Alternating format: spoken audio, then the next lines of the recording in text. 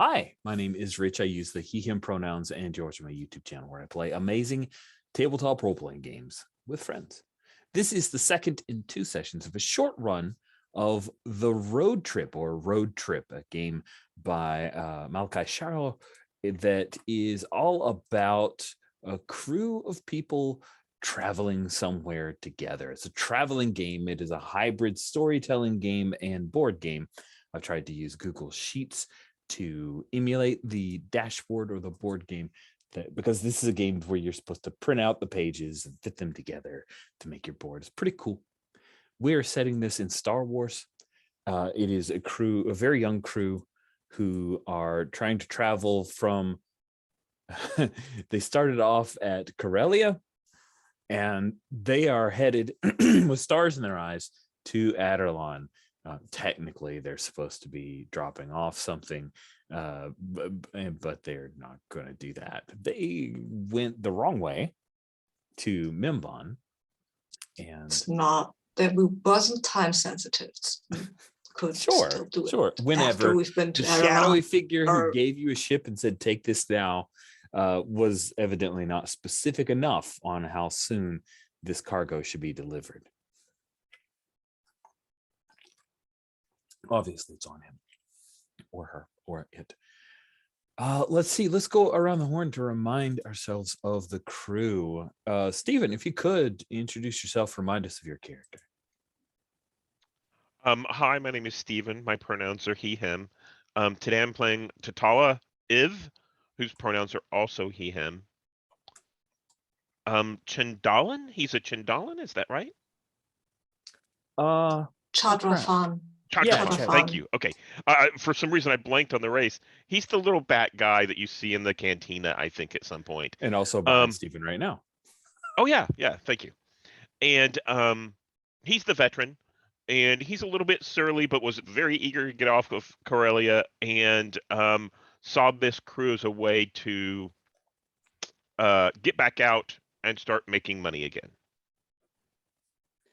Excellent. Peter, if you could introduce yourself, tell us about your character.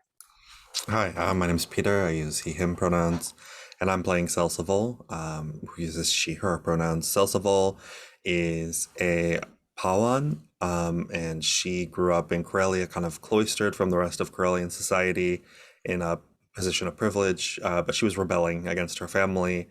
And she heard about this crew that was leaving, and she thought that they were the real deal, and she was going to have a life of adventure.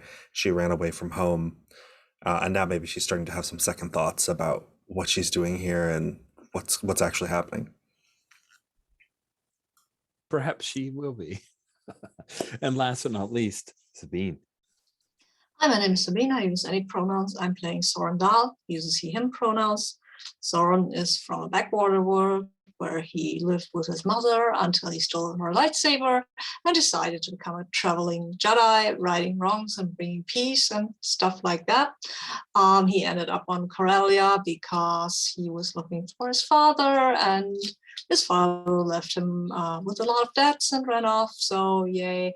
And now this ship apparently is going to Adelon, and that's interesting because as he will keep his word, but nobody said about no detours.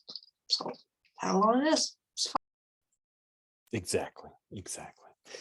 And for folks who may have listened in or watched the last session, unfortunately, Josh needed to step away and will not be joining us for this session, which means the Defshi, we talked before we started the recording, and rather than me NPCing the character and doing a bad impression of the movie Gamers, where he's just standing in the background doing nothing, we decided that on Mimbon, Defshi, AC deuces and out, and left with another ship, leaving you guys high and dry. So I wanted to check in real quick, Peter. You had with Celsival a crush on Defshi. Do you want to create a new relationship with either Tutala or Soren Dahl? Doesn't have to be crush. You could just choose another. Do you want to do that just so you have that as a role-playing cue? So I was thinking to maybe pine a little about Defshi having left, and then almost humorously shift my crush over to Sorendal. and it seems like I'm just attracted to the most like rebellious young man around me. That sounds delightful. I quite adore that. I think rather than us have a run-in with the Devronians that is ends up on the cutting room floor and the Defshi leave. There's several scenes that were shot but never made it to post-production that later will show up on a Blu-ray or somewhere on YouTube that we can all look at and say, oh yeah, I remember that. So we're going to start off moving our ship. So we are jumping to the dashboard. You're currently at Mimbon, and so I'm sorry. I don't know if I actually talked this through, but in the road trip played at a physical space, when you move the ride, it actually says like I think this is amusing. The first crewmate to touch the pedal rolls the dice. The second crewmate pushes the ride token to an adjacent space on the map. And the last crewmate draws any features of the crew or road mention onto the map in that space or adjacent space. I wasn't sure how to emulate that, but I think it's amusing to see like a bunch of people all leaning over a table and doing that stuff. It's definitely a game that was made pre-COVID. So let's see. So we're gonna any amount of distance that's too far for a crewmate to walk moves the ride. And yes, it says all crewmates must place a finger on the big circular pedal to the right, which is cute because there's a big thing. So here's what we're gonna do. It is time for you guys to move. Who is going to assume, at least for this particular decision, the mantle of the captain, or who's the pilot? And it doesn't matter what a captain is. Who's flying you to the next space? So I think I'll hop into the pilot's chair. I'm not that good, but at least I'm serviceable. Yeah.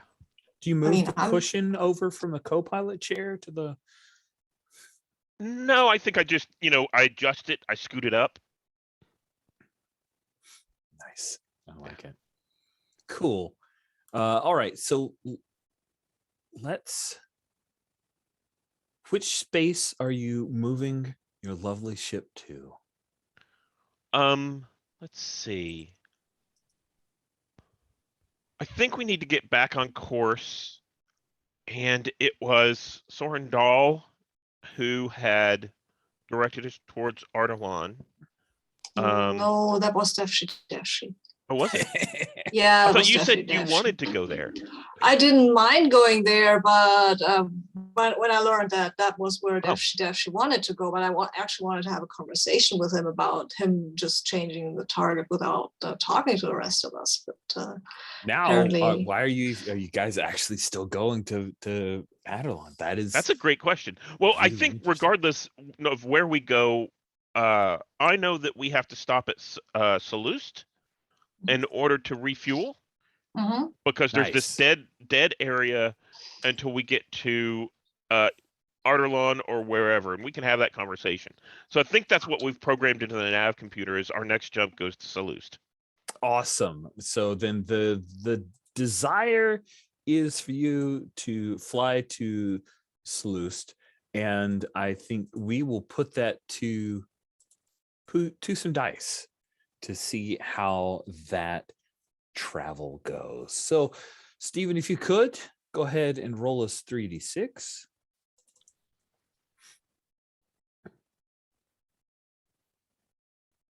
Okay. You can just type in 3d6 up here if you want. And the dice will appear? Yep. Okay, fantastic. Because I was like, how do I get them to come out onto the board? There we go. Perfect. Okay. 6 goes to the person who rolled it. Okay. And we pop back here. A 2 goes to you as well. And a 4 goes to Soren Dahl. So, sorry. Crap. This thing takes over my screen. So there we go. Well, you guys, you get, it looks like Soren gets one statement here and you get a couple. I'm going to take my fingers off, and remember, if you just click it and delete it, that's cool. Or if you want, I can be the deleter. The deleter, that's my new title. The deleter. So let's sandwich the narrative stuff. I'll start, and then Sorendal can go, and then I'll come back in. Awesome. And this is a short statement about where we're going and kind of what we're doing. Yep. Yeah, so I think I've programmed it into the Navi computer. I hit the button, we see the star streaks that come through, and I look around for a little bit. I punch a few buttons. Looks like everything's good, and I think I hop up and I go over to, is it Evie? Esme. I go over to Esme, our little astromech droid, Mm-hmm. and I think I'm like, okay, I need you to start working on the next jump. Go find Soren in order to verify where that location is.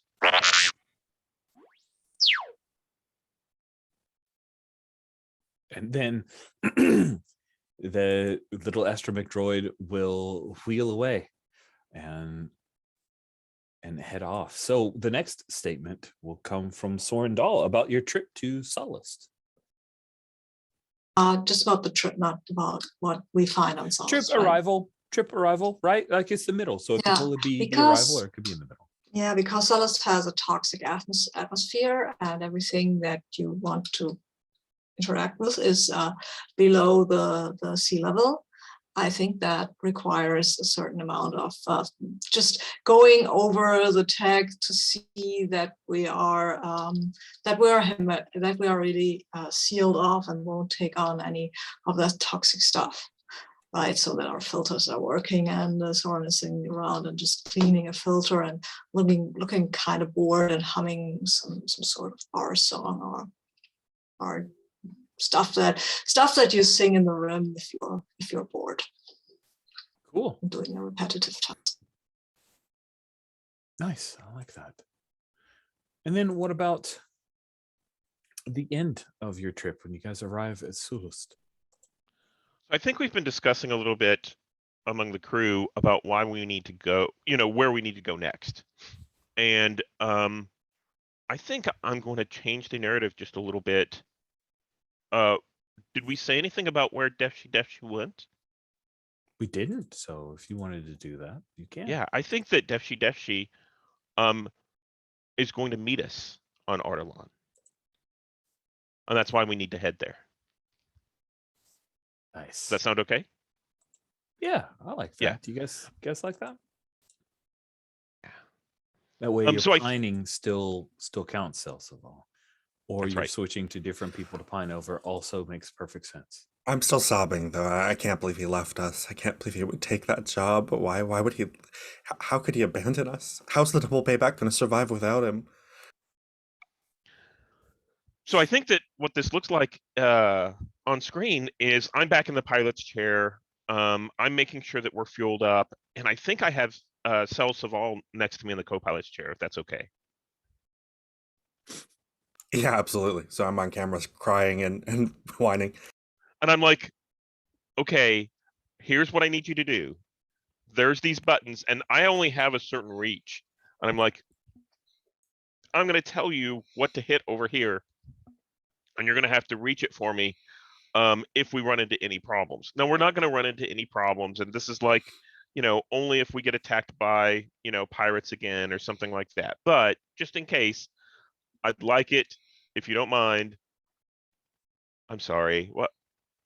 Is this too much? Is this making you sad? No, it's okay. I can do it. Okay. So I'll tell you what to do. It'll be fine. So yeah. Thank you. I don't know what we'd do without you, Tatala. I'm so glad you're here. And I think I reach over and I kind of pat her on the back and uncomfortably, and I'm like, okay, and why don't you go get, a little bit of rest and something to eat or drink? And Okay. Did you ever play any flight sim games? no. You must not be a very good pilot. And I kind of go, well, I've flown a little bit, but that's about it. But, games are different. I'm gonna go get something to eat. Okay.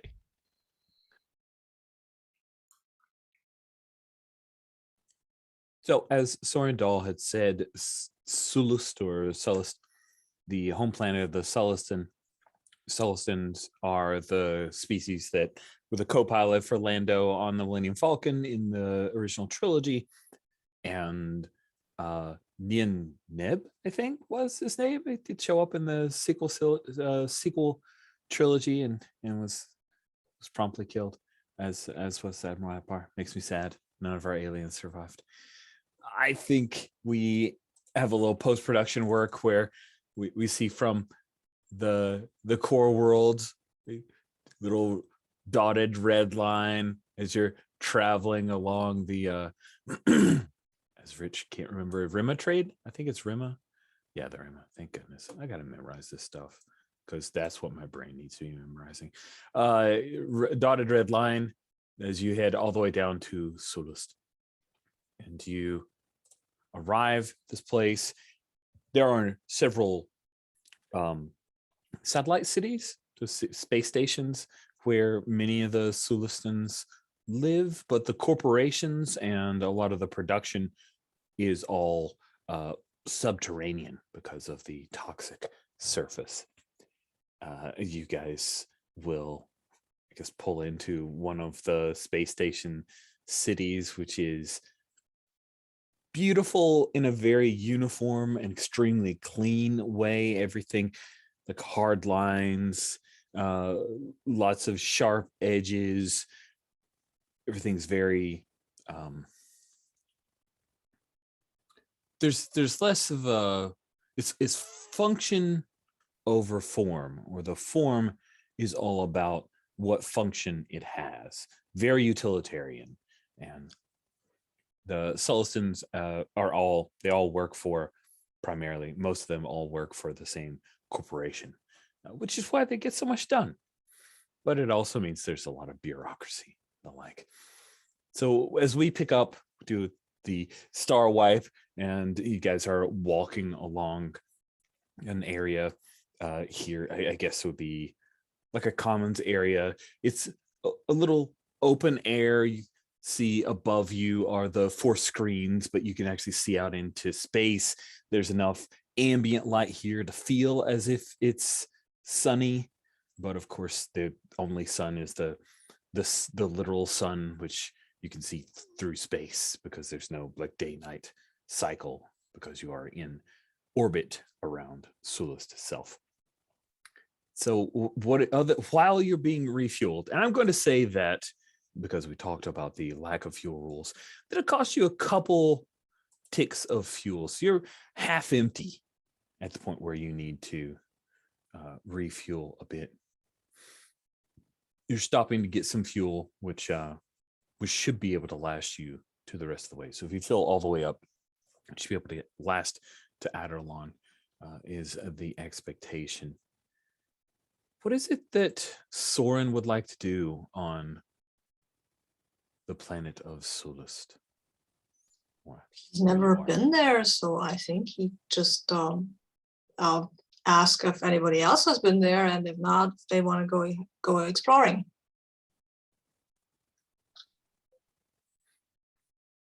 Has Sel been to Sulust? Sel's never been off of Corellia, so Sel is actually probably distracted from her sadness by all of the new shiny things that she sees around her. And so when Soren asks whether anyone would be willing to explore, Sel is like jumping up and like, yeah, of course. We can't leave without seeing this place. I mean, it'd be a wasted opportunity.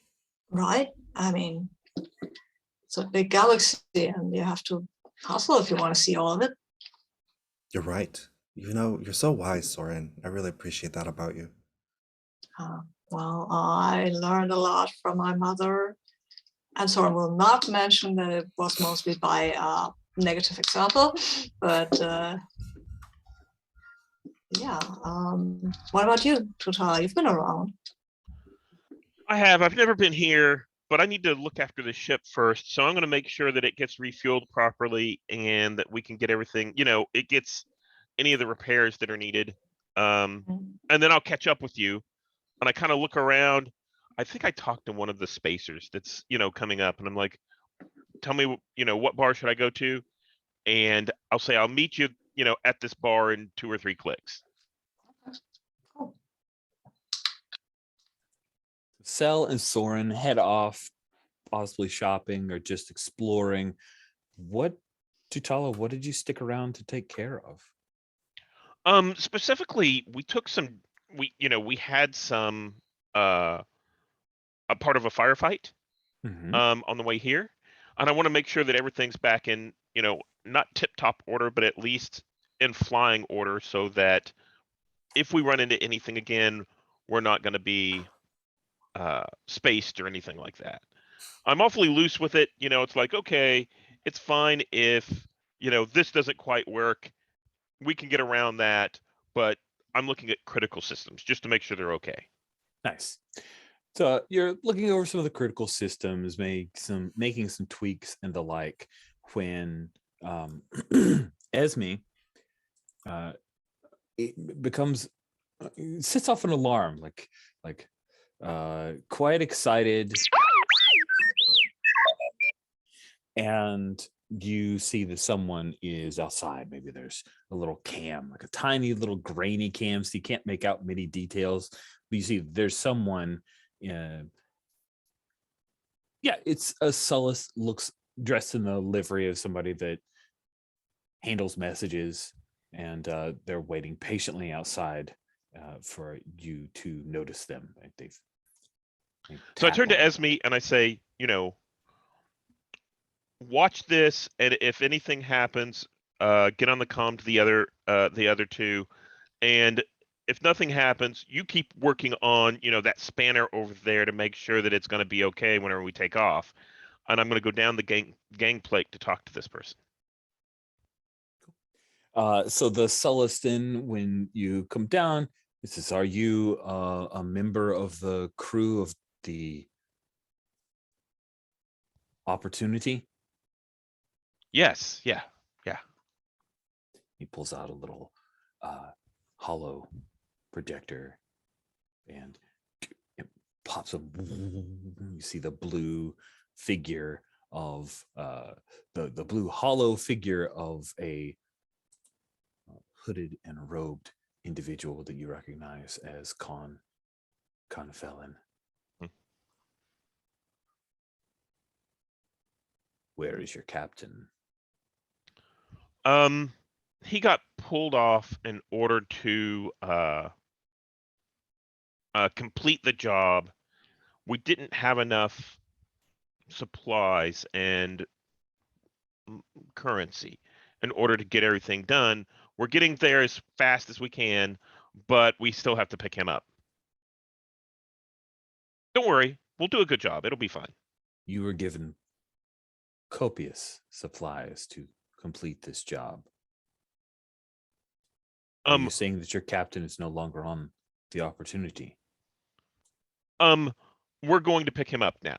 We were given supplies, we were given a ship, but we weren't given money. So we stopped for refueling here at Celeste. It should be fine. I want to see if he believes your lie. Okay. Roll some dice. You're gonna roll 3d6. 3d6. Yeah. Ooh.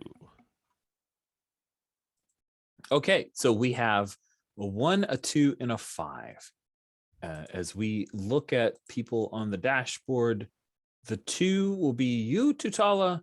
The 5 is because if there's no number, then it goes to the roller, and the 1 is me. Now, the 1 also means that I add a stress, which seems thematically appropriate.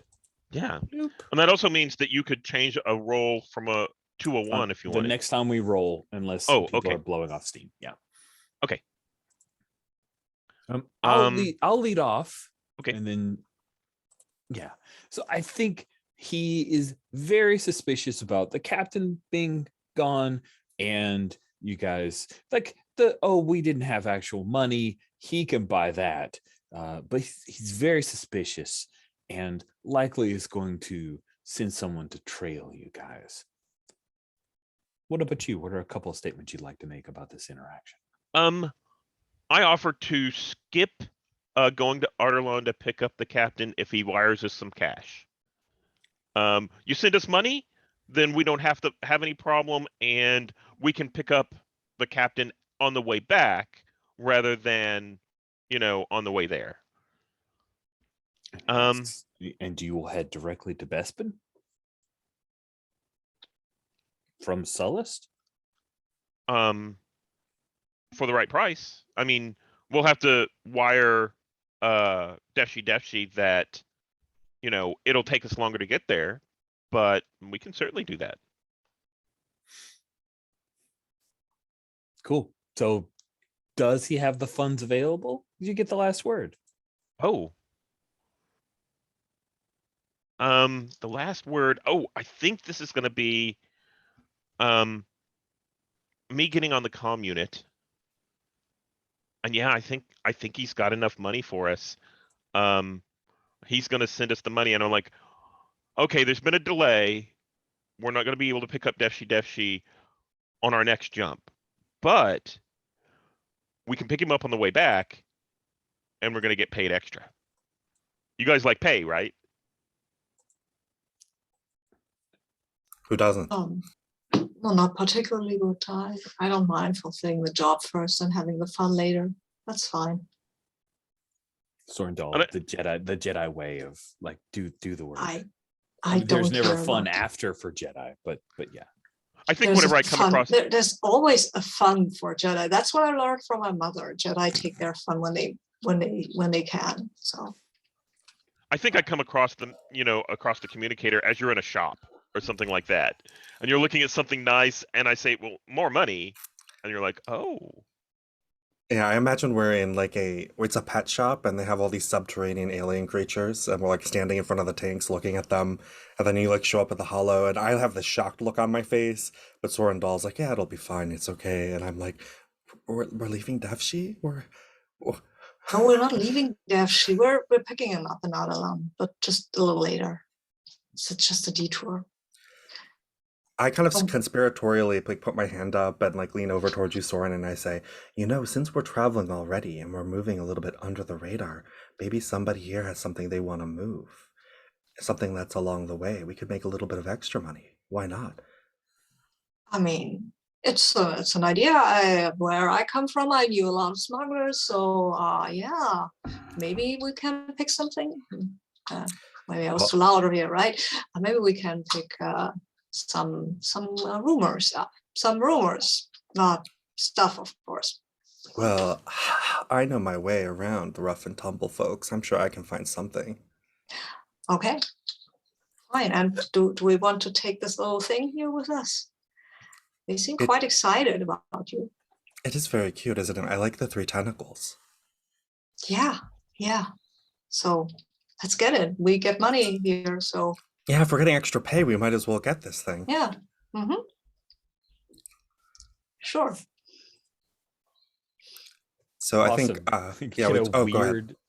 I was just clarifying. So now you guys are carrying around some weird 3 antennae? 3 tentacles. Yeah, 3 antennas. Good. I like the. Yeah, that's right. So some weird subterranean pet. Mm-hmm. With tentacles. Yeah. Cool. Is it like in a bag and we just see occasionally the tentacle kind of worm its way out of the bag? That sounds good to me. I like it. Well, I Googled. I just Googled like tentacled like creature, blah blah blah. And one of the first things that popped up was a Rathtar. Uh-huh. And I'm like, oh wow. Yeah. But they're huge, and this is little, so it's not. It's a baby Rathtar. Is what you're saying? It's a toy. It's a toy Rathtar. Oh, a toy Rathtar, right? Yes, the clone guys from Camino, they have a lot to answer for. And toy Rathars are among them. Oh dear God, baby Rathtar. No, it's not baby. It's a toy Rathtar. Sorry, They're toy really Rathtar. You will never really get to be giant. tiny. Yeah, like a toy poodle. They're really I love that. tiny and a lot more excitable than the big poodles. So maybe this is the same as true for toy It's sort of like raptors. it's sort of like a cat. It's sort of like a barn cat where it clears out ships from like rodents and that kind of stuff, but it never gets big enough to threaten anything bigger than like a little, yeah. Like a little cheddar fan or something like that. Like I'm holding the bag and I'm like holding my finger and it keeps trying to grab my finger and pull it to bite it. And I'm like, no, no, no. I pull it back. That Oh, is isn't that amazing. cute? Yeah, that is great. A miniature, a mini Rathtar, Minotaur. Oh, good. This is all awesome. So you Yeah. want to go find some folks that need things smuggled using Cell's wit and Soren's bit of experience. I think that would be a potentially an interesting thing for us to roll for. So who is leading this? Is it Cell or Soren? I think the finding might be me and the talking might be her. Sounds good. Well, let's see the finding. Roll them dice and we'll see how this goes. And I'm rolling 3 dice, right? Yes, you'll just roll And 3d6. I can remove one. Okay.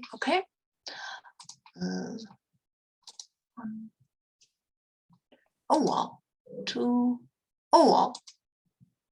3. Can anybody see this? Yeah, I see 3 green 6s, and did they come on at 6? Or That was me. Yeah, I'm just. that's weird because when I just added one, it came on as 5. So I mean, this is they are actually rolling when you're putting them out there. So I rolled 3 6s, but I can roll again if you don't think that's. I agree. I just added a die and it came in as a 5, so it's obvious it doesn't pop in at 6. So 3d6 and 6 goes to the rollers.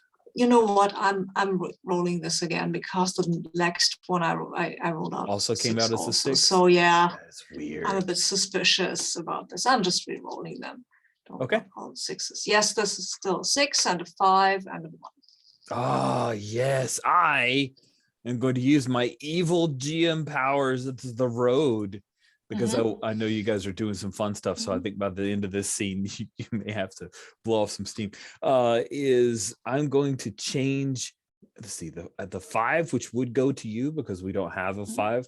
I'm going to change that to a 1. And removing one of the 1s. I'm removing the 1 there. I don't like that. You get one is one. Oh, one that's right. You've got your power to remove a 1. Yeah. All right, but you did roll it. So I did roll it. You can put in the stress. Cool. I added the stress. Cool. But you guys can blow off steam, and if you stop for the night, you clear it all. So or no, you uncheck 3. So you guys can clear. I'm gonna say a statement of I think a little bit of setup. I'm going there. I think you guys end up heading to seedier side of town where like it's less uniform. It's obvious there's more multicultural. There are non-Celestins here, and you end up heading in a back alley to a cantina down a back alley that doesn't even have a sign on the outside, and that's where you're supposed to meet your person. That's my statement. Okay, my statement here is that person is a Wookiee that I've actually met before.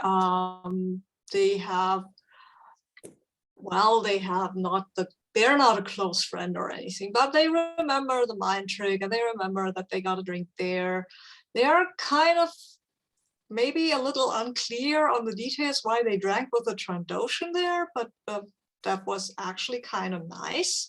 So yeah, there are while the bar is seated, the Wookiee at least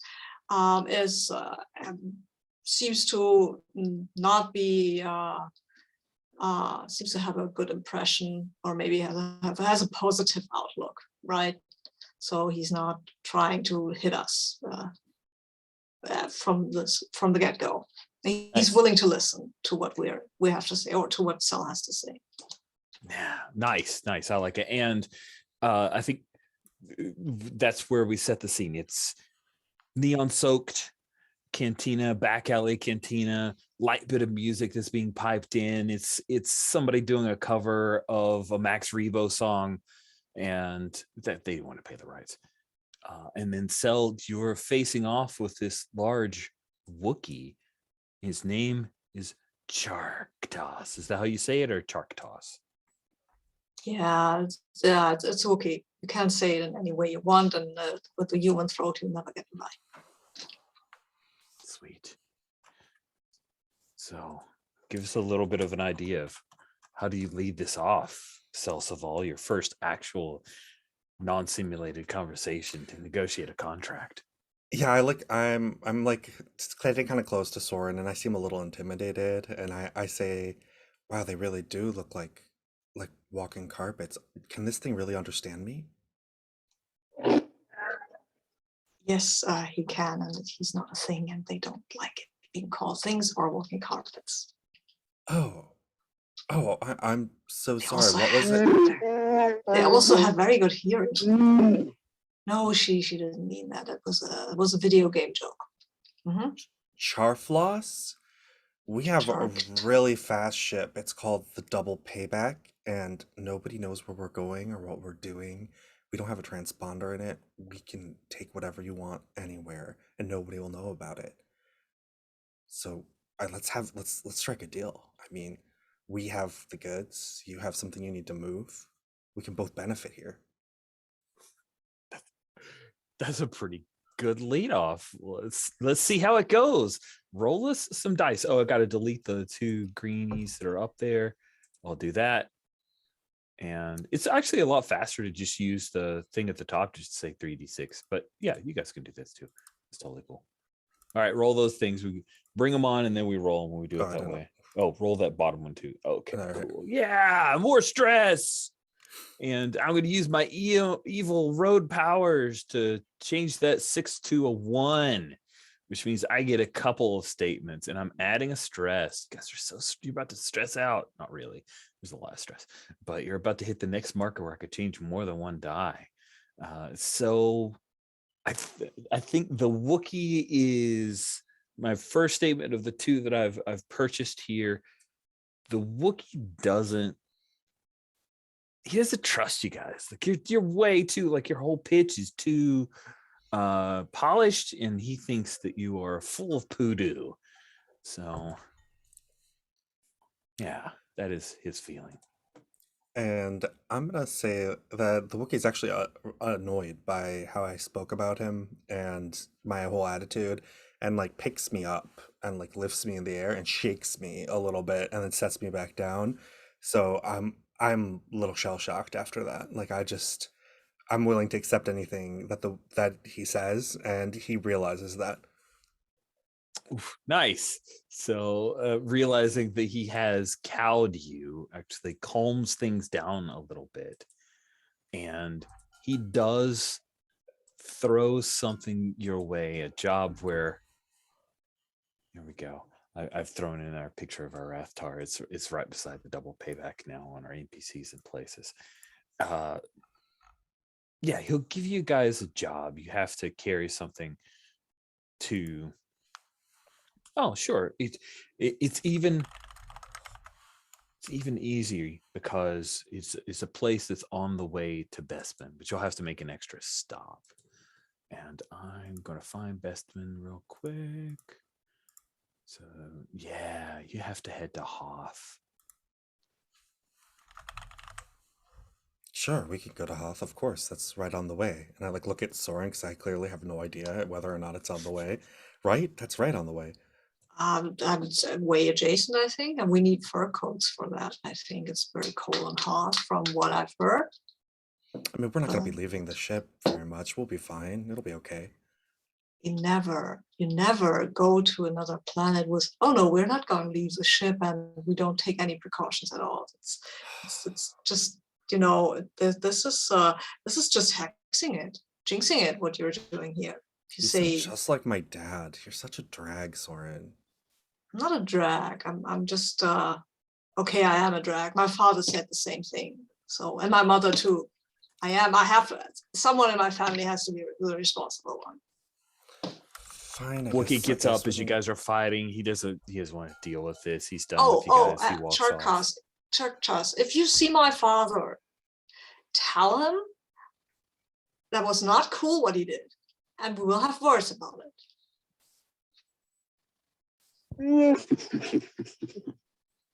He laughs. Laugh your head off. Sure thing. He laughs his head off. And you don't Mm. call him a fuzzball because you're smart. And Charktos will, he informs you that he will have the package brought to whatever docking bay you guys are at shortly. Don't leave without it- it. Is it livestock though? Yeah, or yeah, did he? I was gonna say Soren, did he ever tell us what we're moving? No, I was about to ask you. Okay, I thought he told you. Hope it's not livestock. Livestock is a bother, I think. But we've got fingers, I think. Yes. That's, I was wondering if you thought fingers would be a good name for the Rathtar. yeah, it's a very fitting name. Yeah, I'm back to playing with like the tentacles of the bag, and as I'm playing with it, I say, hopefully it's not people. I don't want to have to move people. Ugh. We're not moving slaves. That's not that he can take that. I don't think Wookiees are not in slavery. So Yeah, you're pretty sure that this is not. He's not trying to have you guys move slaves. No, not at all. No, I mean Wookiees and slavery, they don't like that. Ooh. Also, he knows that I wouldn't do slavery thingies. I hope, maybe he doesn't. Maybe he doesn't know that. Maybe. Who knows? So I think we're headed to the rendezvous where we're supposed to be meeting Tutala, the cantina near the Yeah. Let's go and get into a nice bar and have a few and try a few new drinks, and I can then try to get some recipes out of the bartender for cocktails. So Tutala, you'd asked someone local what's a good bar. Is that how this? Yeah. Okay. So it's a spacer bar.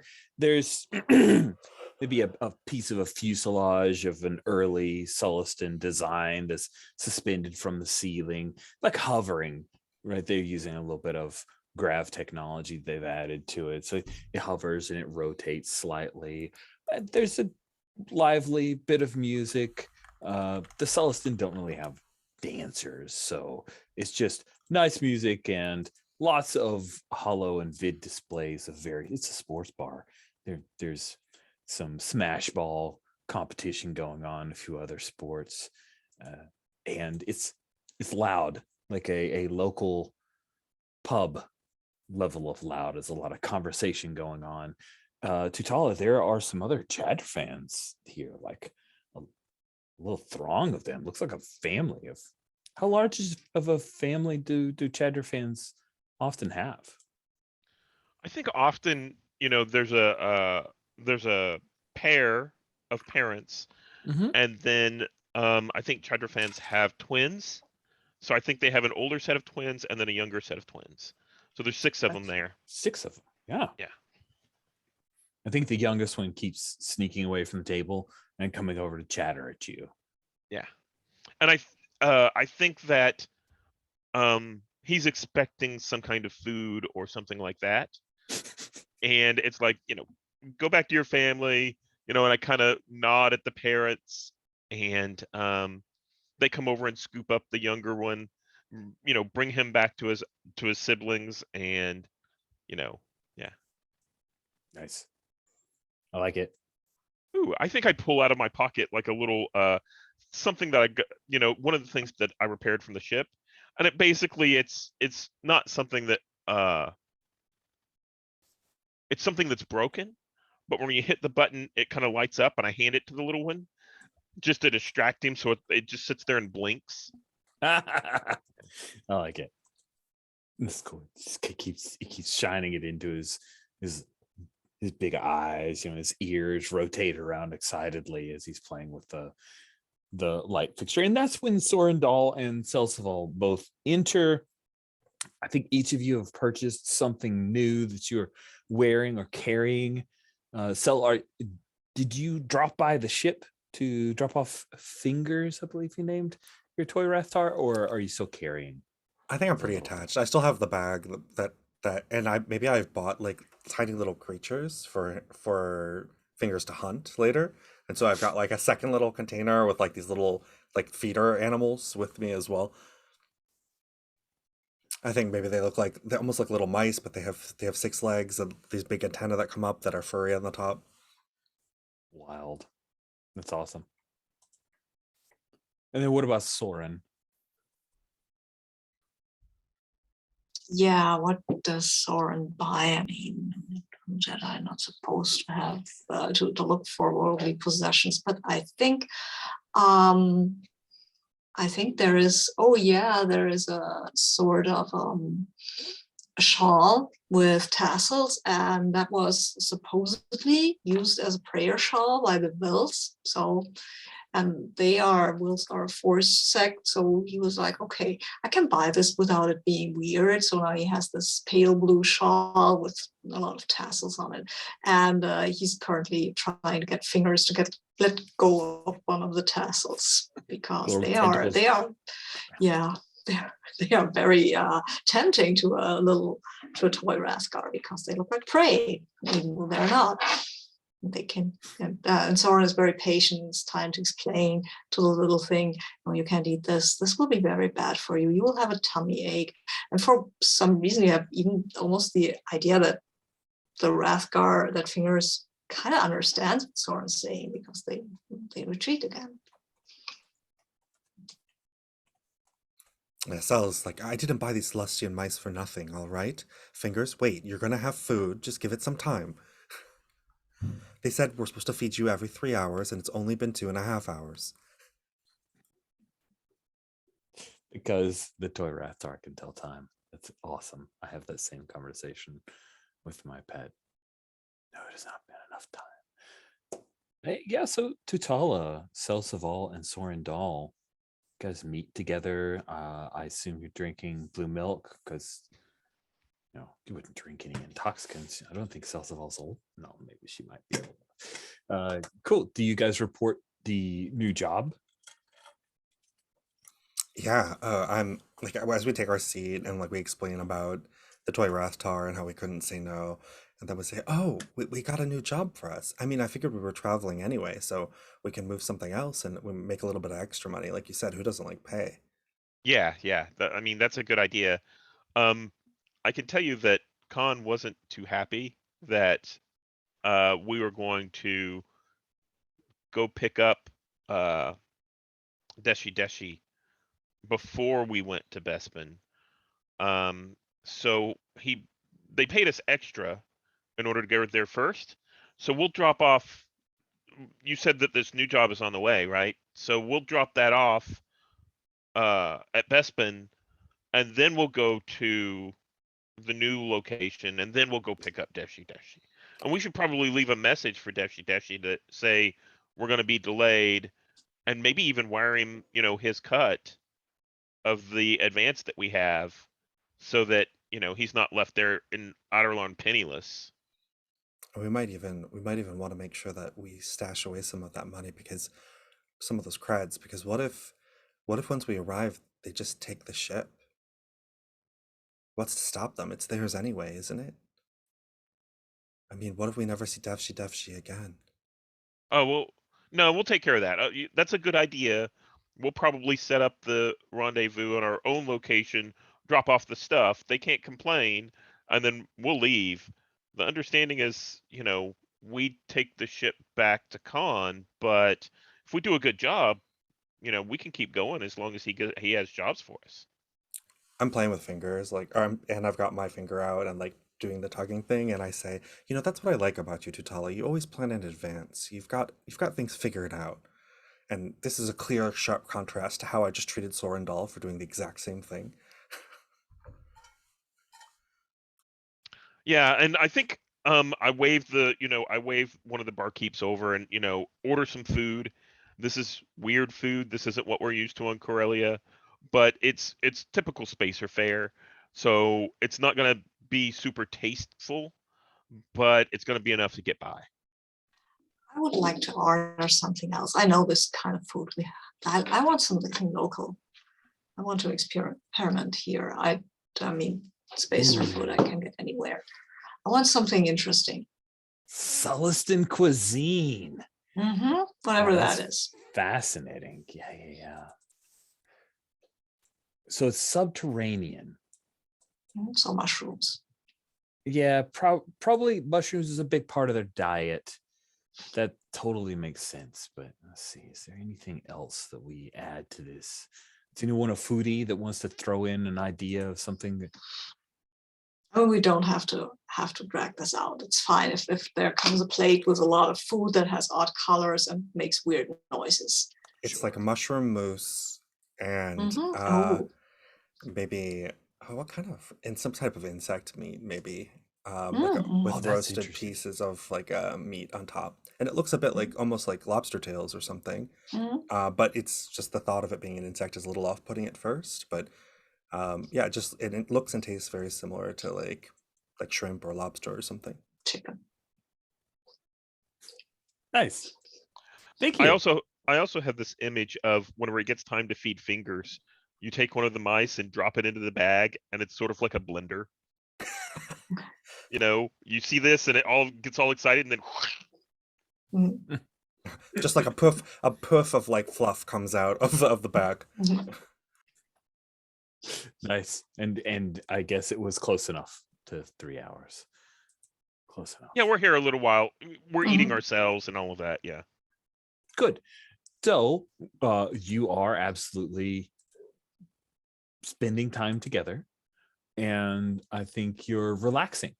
Yes. So I am going to uncheck. I'll let you guys uncheck one stress box from your stress. You're still above that level of the bar, so you definitely need a good night's sleep. Why don't you do that, so? Done. Good. Awesome. So let's take a break, and when we do come back, we will pick things back up with the next leg in our journey. Right. Let's choose someone else who wants to move us from Sulis to the next spot. And I think just because looking at time, we've got a couple hours left, and 1, 2, 3, 4, 5, 6 spaces before we hit Adelon. We may do Bespin before Adelon, I guess. I guess Adelon is the like we're definitely done. Cool. So just trying to plan ahead. So why don't Cells Evolve? Why don't you pick where we're going next? If you want to take a look at screen share, where you guys were is Sulist. You need to go to Bespin, and then you took that side job to go to Hoth. So you're probably like you definitely don't want to go all the way back up to hit that. Number 3 would be the Corellian trade spine. So you probably are doing some interesting hops kind of across the mid rim. Yeah. And it looks like maybe you could head down to Ariadu, and there appears to be a trade route that slides across. But you make the determination. I just want you to be able to see a few of the planets, and there's no wrong answer. It's our Star Wars. If they can make up planets on a whim, so can we. And it's free for us because it's in our minds. Why don't we say we're on our way to Hoth before we stop at Bespin, and we have to do a quick stop off at Dala. And what is Dala? It is an astronomical object located in regions known as the Outer Rim. Maybe they just have like there's just a space station. I don't know if there's space stations in Star Wars. There must be, right? Yeah, There you were are. just on one. Yeah, there's Yeah, totally. okay. All right, yeah, so it's just a space station. It's like a pit stop almost for the hyperspace lanes. And maybe there was something that went wrong with the ship, like an alarm went off and we had to like um we had to recalculate where we're going, and Dala was the closest place. And so we're stopping for a quick emergency repair. It's nothing super serious, but if we had continued traveling in hyperspace, it would have been an issue. So we need to stop just briefly at Dala just to do a quick checkup on what was going on with the ship, whether it was a false alarm or whether there's actually something wrong. Okay, so you're in a space station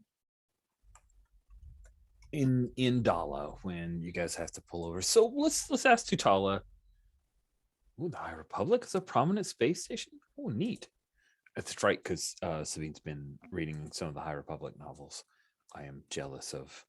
See, if you took off some of the time reading High Republic, you could watch the Gamers movies. I mean, come on.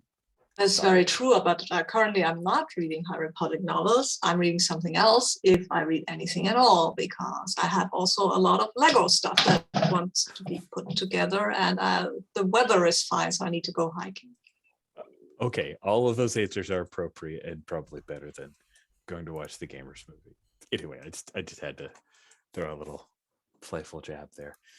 Cool. So you guys end up at a space station. I found a cool picture of a space station, so well, yeah, let's move Sullust over, and I'll grab a pic of Sullust.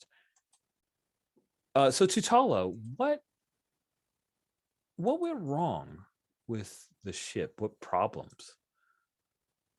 So I think, yeah, so I think that what happened was we were sitting at the Cell and I were sitting at the pilot and co-pilot station, and one of the lights started to blink, and it was like, it's not really that important. But Dola has, it makes a good excuse to stop. Adola, the station, has a great view. Like there's an anomaly that's out there, and I think there's probably miners who are going out and getting some of the rare elements that are out in this anomaly. But just from the view of the space station, I think the other two will really like the view. I've stopped at Dola before. Yeah. So it's a minor little repair. I don't think it'll take Esme or I very long. I don't think it'll take me very long to fix it up. It's probably something related to the Nava computer. Like maybe our coordinates were a little bit off and we need to realign them. Nice. And in the meantime, I think I'm poking around in the cargo hold to see what it is that the Wookiee gave us to carry over to Hoth. I'm by the curiosity overcomes me. I mean, Yes. as long as we're poking around our cargo, I mean, we could poke at Khan's cargo as well, right? And Yeah, I wonder what we are carrying. I wonder what is in there. I mean, we need to be sure it's ethical, right? Of course, yeah. We can't be doing anything unethical. Yeah. I mean, could be weapons of mass destruction, and then where would we be? So yeah, I mean, I've heard stories. So You really think something that dangerous could fit in this hold? I doubt it. yeah, I never know. So some weapons are, and it might be a Sith holocron or something. Probably not. I'd have sensed that, but you never know. the giant crate that your new boss, friend, Charktos had brought aboard, he actually had to have a couple of load lifter droids bring it in. It appeared to be very heavy. It is secured. It's like a giant metal crate that is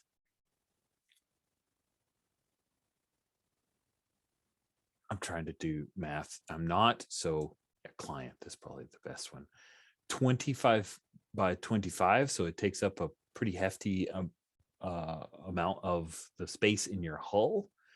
There are markings on the side of it, painted on in Arabic, identifying it, attached to the Sullust Science Division.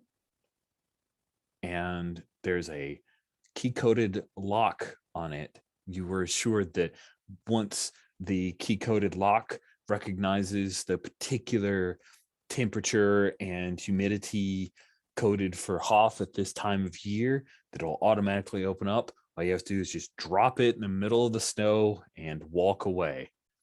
Now you want to mess with it. That's a great idea.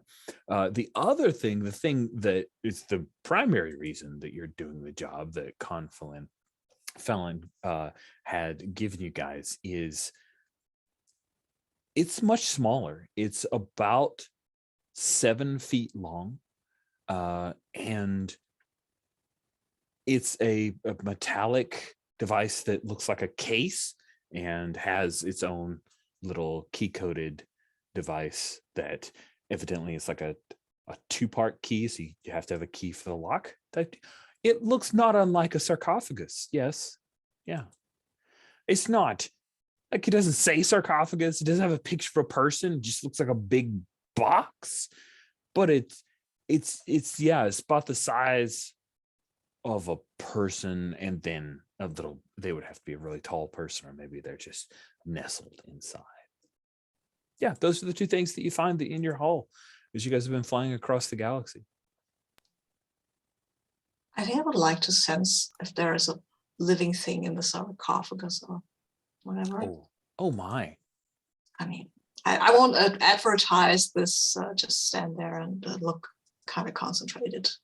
So I, of course, I think it's interesting if we put this to a context where lots of people can narrate the answer. Mhm. So Mhm. roll 3d6 for us, and let's see how this goes. Okay. So I just type 3d6, right? Yep, just type 3d6 up here, Okay. hit See enter, how it and I'll goes. pop in. There they are. It's a lot of fives.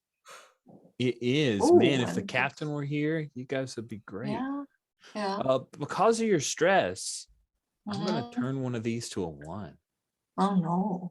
But because there's no Oh, can I use my stash to remove that one then? that is a great question. Let's see how that stash rule reads. Remove one die from your stash to remove one from any roll. Okay, So sure. I won't do it, but I was just curious if I could. Do that. I wasn't offended No. by it. I was just No, so it's no. I was just interested to see what you have to. a say 6 about goes to this the whole person thing. rolled.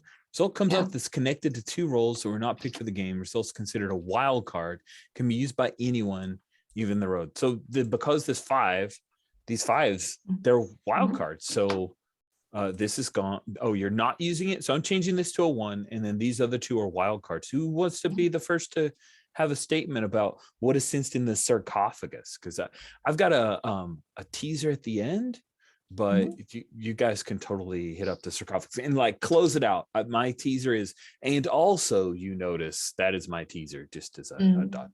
Oh, nice.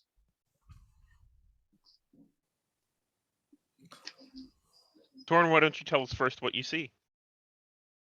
I think it's not seeing; it's more sensing.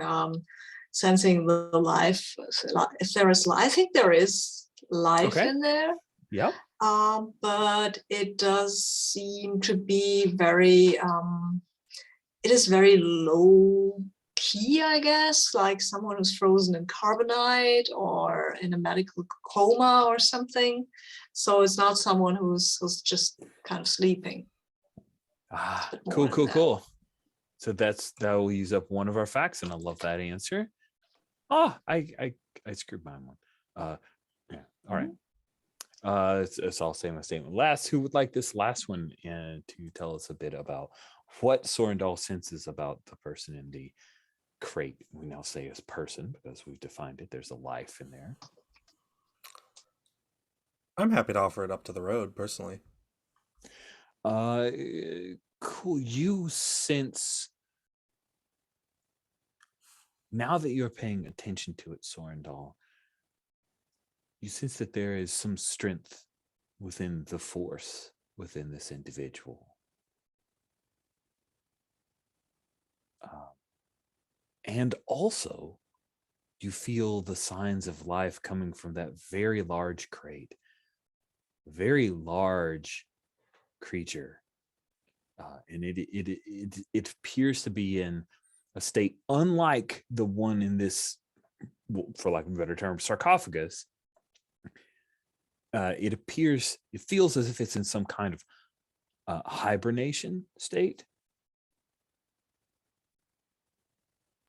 Yeah.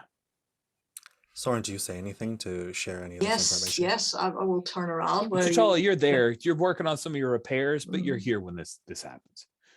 And I think someone has said that it looks like a sarcophagus, and I think I'm like, or a coffin. Yes. And I turn around where Cell is messing with the keys, and I say, "Cell, there's something in there, some living thing that I think they're sleeping or hibernating or something. Oh, So I don't know if we want to wake that up before we reach Haas. I'm not too sure, but I don't know precisely what it is. There's just something in there. And in here too, there's also a person in here, and they're asleep or hibernating. They're not hibernating. I don't know, seems like kind of frozen in carbonite, maybe. Maybe that's what it is.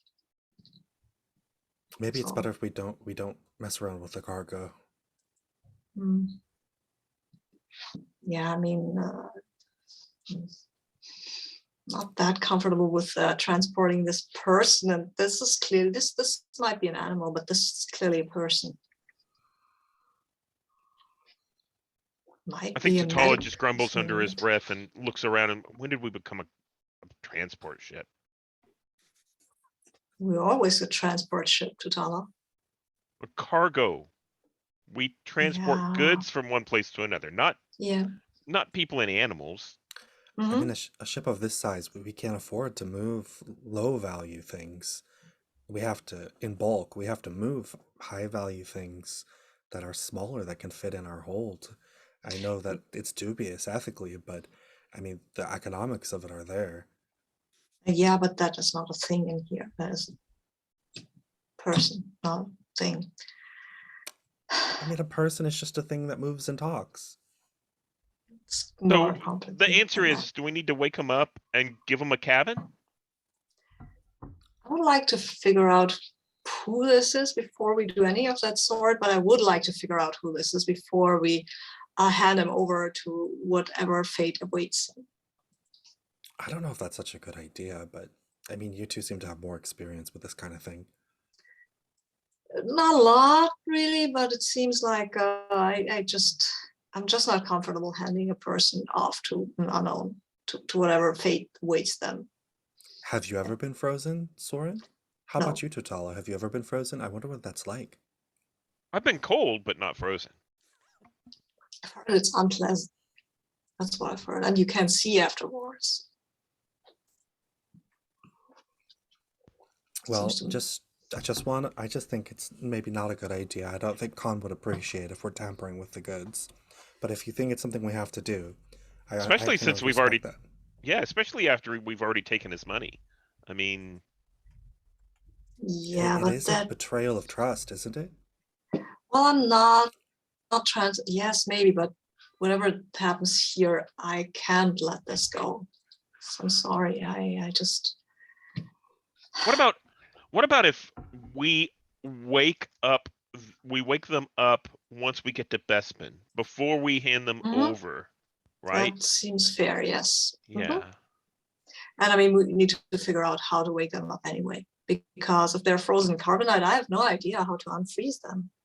It's not something I know how to do. I bet Devshi knew how to do that. I bet he did it once in a video game. Yes, but I feel you need equipment for it. Kind of seems that way, but yeah. I mean, we could not go to Basman and go to Adelon and find Defshi and ask him, but maybe that wouldn't go so well with Khan either. Well, So- before we take that long trip, I get the feeling that Khan really wants this to be delivered and might be watching us because, he did contact us whenever we made an unscheduled stop at Salust. So maybe he's got eyes on us. That's totally fishy, isn't it? Because I mean, he gives us a cargo and then he keeps an eye on us. That would cost some money. Why would he give us a cargo if he doesn't trust us with it?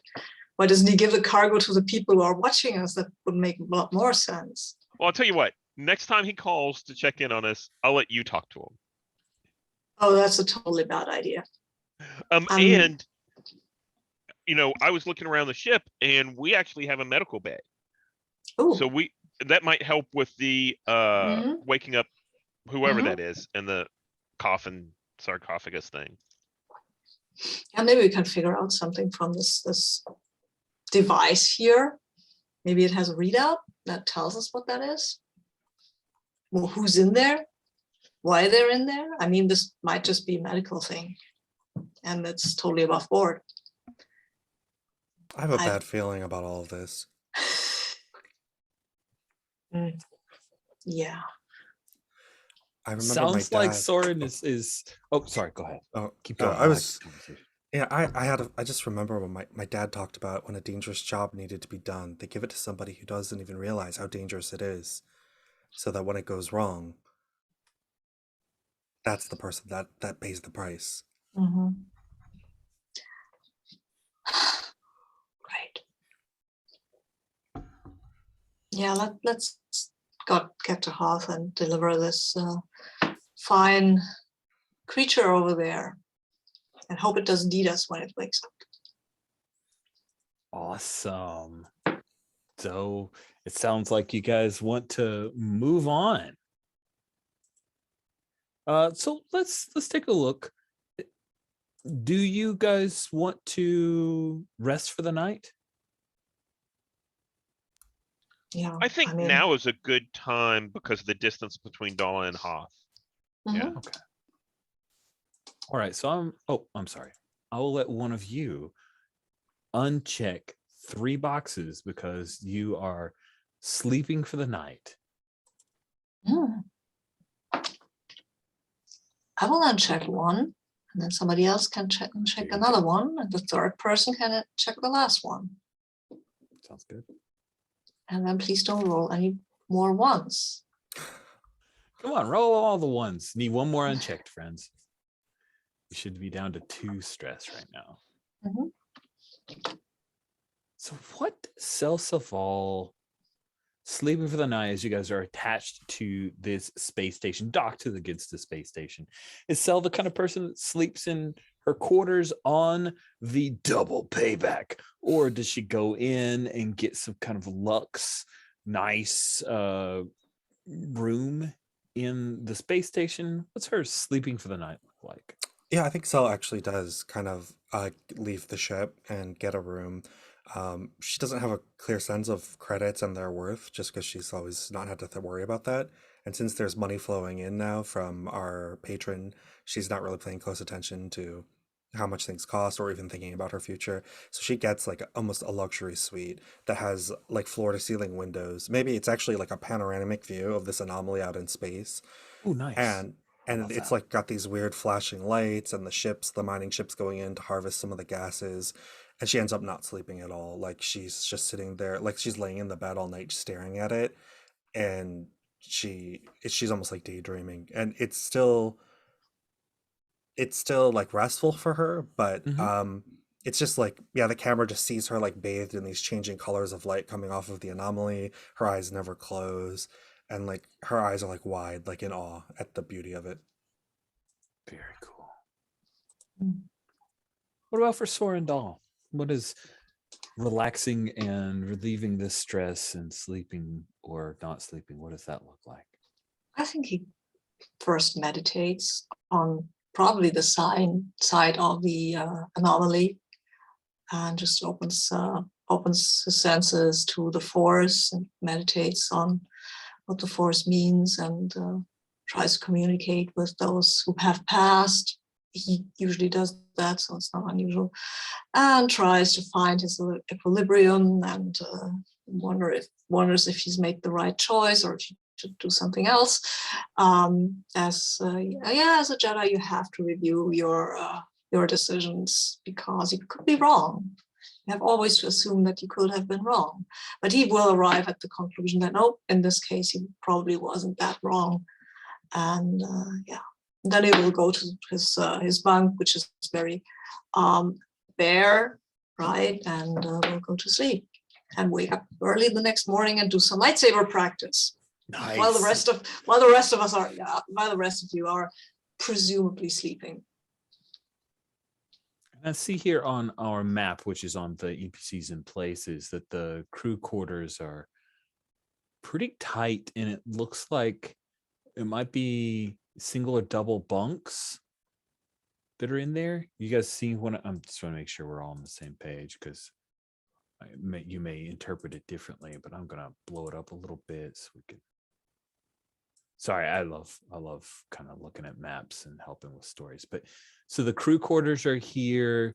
There's a captain's room here. Now imagine that the crew quarters, those look like beds to me, and I'm guessing that it's like an over under, because otherwise they're just two beds. That doesn't make sense to me. Is that what you guys see in this? Yeah, that sounds right to me as well. So it's tight, right? Yeah. And Soren, I imagine that one Cell has slept in one of these other bunks and she never comes back. Did Cell tell you about going to grab a cool room? If she's not back by morning, I mean, she left, right? Did she tell us where she went? I No, don't that's think she fine. did. She's not very responsible. She probably took Oh, okay. she has like a comms unit on her, Mhm. so you could Okay. always call if you're worried. But Cell just kind of wandered off. I Did feel Cell that leave might Fingers be. behind? Did you leave Fingers behind? Is Fingers No, on the ship? Or? I think Fingers is like laying with me in that bed, and Okay. I'm like petting Fingers, and maybe Fingers is a little transfixed by like all the colors and lights a little bit, and so like, and there's every once in a while one of the Celestian mice jumps across the bed, and Fingers like attacks it, and I'm just like absentmindedly petting Fingers as this is going on. Okay. No, I you know what? I worry a little, and then I think, no, she's a grown person, and maybe she's gone out to do a very personal thing with another person. And if I call her now, that would be absolutely weird and devastating. So I won't. I will find my equilibrium and do my lightsaber practice and hope she doesn't catch me doing it. What about for Tutala? What does relaxing and relieving stress look like for him? So I think Tatala is going over the ship systems, probably in engineering, just making sure everything's okay. And at some point, we see him, kind of stretch and yawn a little bit, and you see very sharp teeth. And he then, looks around and says, you seem kind of nod a little bit. Then I think he heads back. He's actually going to go. I think he walks over where where the captain's room is. And, this is where Deshi, had kind of staked his claim already. And he kind of looks at the door a little bit and he opens it, steps inside, and then the door closes. And I think that's it. Yeah. Nice. I love it. I love it. So I think let's have you guys move from the space station Adala, and I'd like to see our good Soren, if you could. You're gonna move Dala and roll the dice to see where do you intend for us to go next? Where do you think the next spot to go to is? Ooh. Hoth, I think, right? Yeah, that sounds fun. And I think I need to choose a spot here. And we're getting a bit further away from Adelan, so I think we're going here. Let me copy that thing. No, I don't have to copy it, right? I can just move it. Yeah, you can move it. That's fine. Right. I've just copied it. I'm bad at Okay. things. So yeah, that is Hoth over here. Where are we going? So you guys jump all the way to Hoth. You're gonna sell us to Dala to Hoth. All right, cool. Show us where. Oh, there we are. There's Hoth. Ooh, I love that we've got a cool Dala. That looks awesome. Very cool pick. Nice work. All right, and let's see if you run into any trouble in the doing. Oh, there we go. Force is with me, and I'm with the Force. We'll see. Yeah, It comes up all fives this time. I'll be like, what? No, All right. it's a 6, a 4, and a 2. Okay. Which is good. Right? Yeah, the 6 goes to Soren. And so does the 4, and the 2 goes to Tutala. Nice. And I have no words to say except Nope, I have no words to say. I have no words to So- say. No ones were old. Everything is fine. Everything, well, we'll see if everything is fine, but it's us who tell the thing. What will happen if we go to Hoth? And I think, yeah, let me check the ship real quick. We have some, did we say some stuff about the ship? Do I find that somewhere? Oh yeah, it's in the NPCs and Places tab, right? Mhm. Handles Mhm. well in real space, takes forever to jump to light Mhm. speed. Yeah, okay. So yeah, right. So but this is the ship that I remember. Yeah. Okay, so while we're in hyperspace, it takes a bit to get because there's an anomaly here, right? Mhm. And that makes the calculation of the hyperspace route very tricky. And we have, and Esme will beep occasional alarms at us, and nobody understands what she's even about because it seems fine. It seems fine, but there is a bit of tension there because we have all these warnings the whole time, and yeah. But it's just a bit nerve-wracking. That's all. It's nothing bad happens, or does it, Tutala? So I think on the trip, so should any of this narration be us arriving at the planet? Yeah, Sure, can be, I think. totally can be. You want it to be? I was just curious. No, that's a fair Mhm. question. No, I think Tatala is watching us, and I think Tatala actually expected us to go to Bespin first.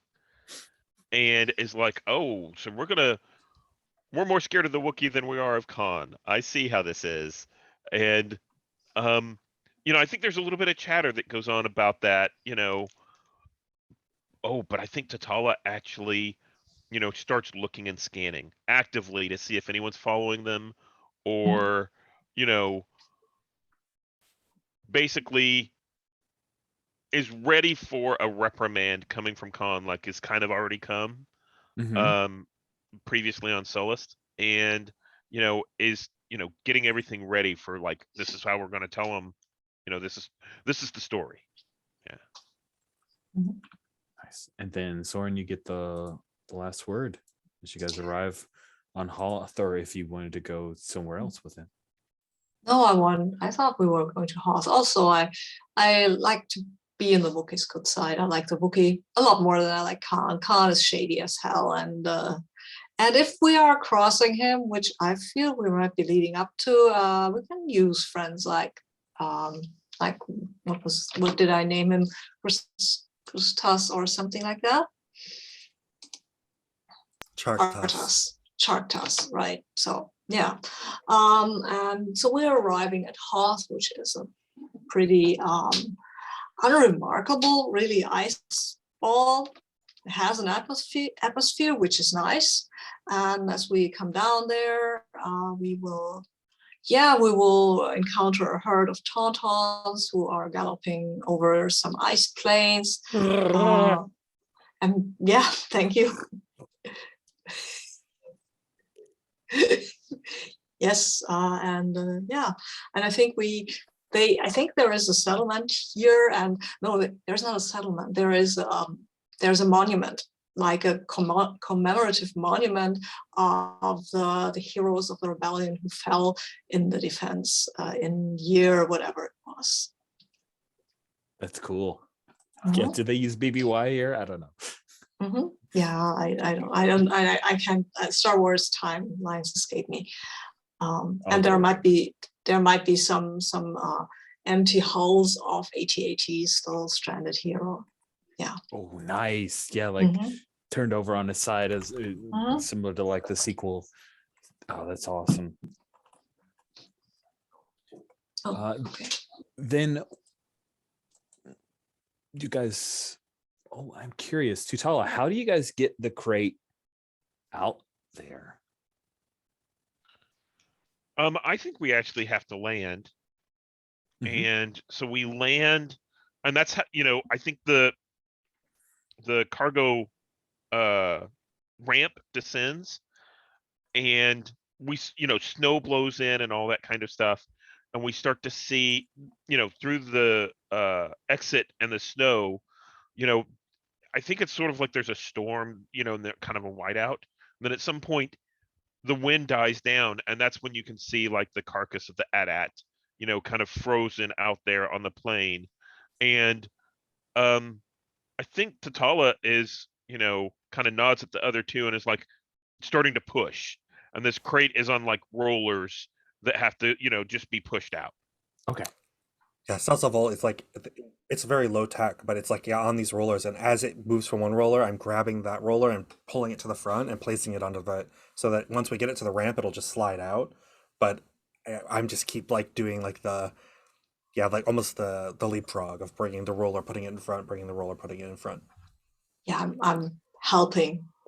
Like if this thing starts to get out of control, I'm grabbing it.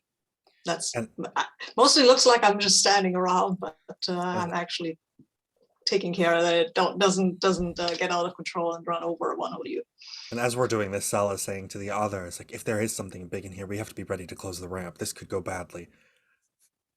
That's right. The thing starts to teeter at one point, and I think Soren maybe uses the force to just guide it back, and then finally it lands in the snow, and you see the lock it lights up, and you hear a couple of noises. It comes active, reads the humidity and the temperature, runs a few calculations, and then that lock opens up, and then it starts to open, and you see inside is the prone form of this huge white furred bipedal creature. You, the players, have all seen a wampa. I doubt Silsaval has even seen a wampa on a video screen. It is an impressive creature. And you see that there are a bunch of automated, like, it's not a droid, but maybe this box is a droid, but there's no like humanoid inside. There's just a bunch of arms, and there's a little syringe that comes, injects something and seems to start to wake this wampa out of its hibernation. And you see that the wampa has on its ear like this little tag, like a little readout tag of some kind, like, scientists tagging an animal and putting it back in its habitat. And you guys, I assume, head back up the ramp. So Sal is like running in, like she's like terrified. She's like up there, like at the edge of the cargo hold, like looking over the side. She says, "I think we need to go. I think it's time for us to go." I think Soren is kind of sorry. Go ahead. No, go ahead. Tatala. No, please go ahead. Soren is kind of fascinated by this, right? Because it's waking up its life, and he reaches out a hand almost as if to feel it. It's way away, can't touch it. Just to build a connection. But he might even take a step forward. It doesn't look entirely safe what he's doing there. I think Tatala has this big coat on with like a little bit fur around the edges, and it's like, I've never seen a Wookiee look like that. This must be like an ice Wookiee or something. And kind of, goes and totters back up into the ship. This thing, yeah, it is definitely by far it is 3 meters high. No Wookiee has ever been quite as big as this thing. It is easily 150, 200 kilograms. It is gigantic. And you're looking at it, Soren, observing this thing, and you see that there is an animal intelligence. It roars at you. Those claws are wicked sharp and very long. Like, it could tear a person in half. And the thing, it looks around, and Soren, because you're close enough, you're watching, you see that there's this moment of wide-eyed wonder on its face. It does not recognize this place. It sniffs the air, swivels his huge head around a few times, and then drops down to all fours, kind of gorilla running along the snow. Doesn't bother with you, doesn't charge at the ship or anything. It just goes off into this blistering blizzard. And I feel it's exuberance and elation, right? Being in a place that is Absolutely. actually made for it. Yeah, Soren's standing there and has this huge smile on his face, like, yeah. Well, at least somebody's happy to be here. So it took off. Is that right? Yeah, It took off yeah. into the snow. It does. Yeah. It does. I think it T'Challa lowers the ramp again and grabs like a hook on a line and runs out and hooks the box, and then comes back in and starts to reel it back in. Oh yeah, sure. Why Yeah. not? You weren't told what to do with the box when it was all done. Maybe it's a bunch of stuff you can sell later. And you Yeah. know, or cannibalize for parts. and I think T'Challa feels a little bit bad in that, you know, it's sort of like, I don't think we just desecrated like a war memorial, but maybe we shouldn't leave our litter here. That's smart. That's a good call. Cool. This is great. All right. Who's the last person? So Soren just moved it, and I think before that Cell had moved it. So T'Challa, it's T'Challa's turn to move us forward. You're right by Bespin. Is that where you want to move us next? Yeah, I think we should go to Bespin to drop stuff off, unless something interferes with us getting to Bespin. Yeah. I think that's exactly what may happen. Let's roll some dice to see. Okay.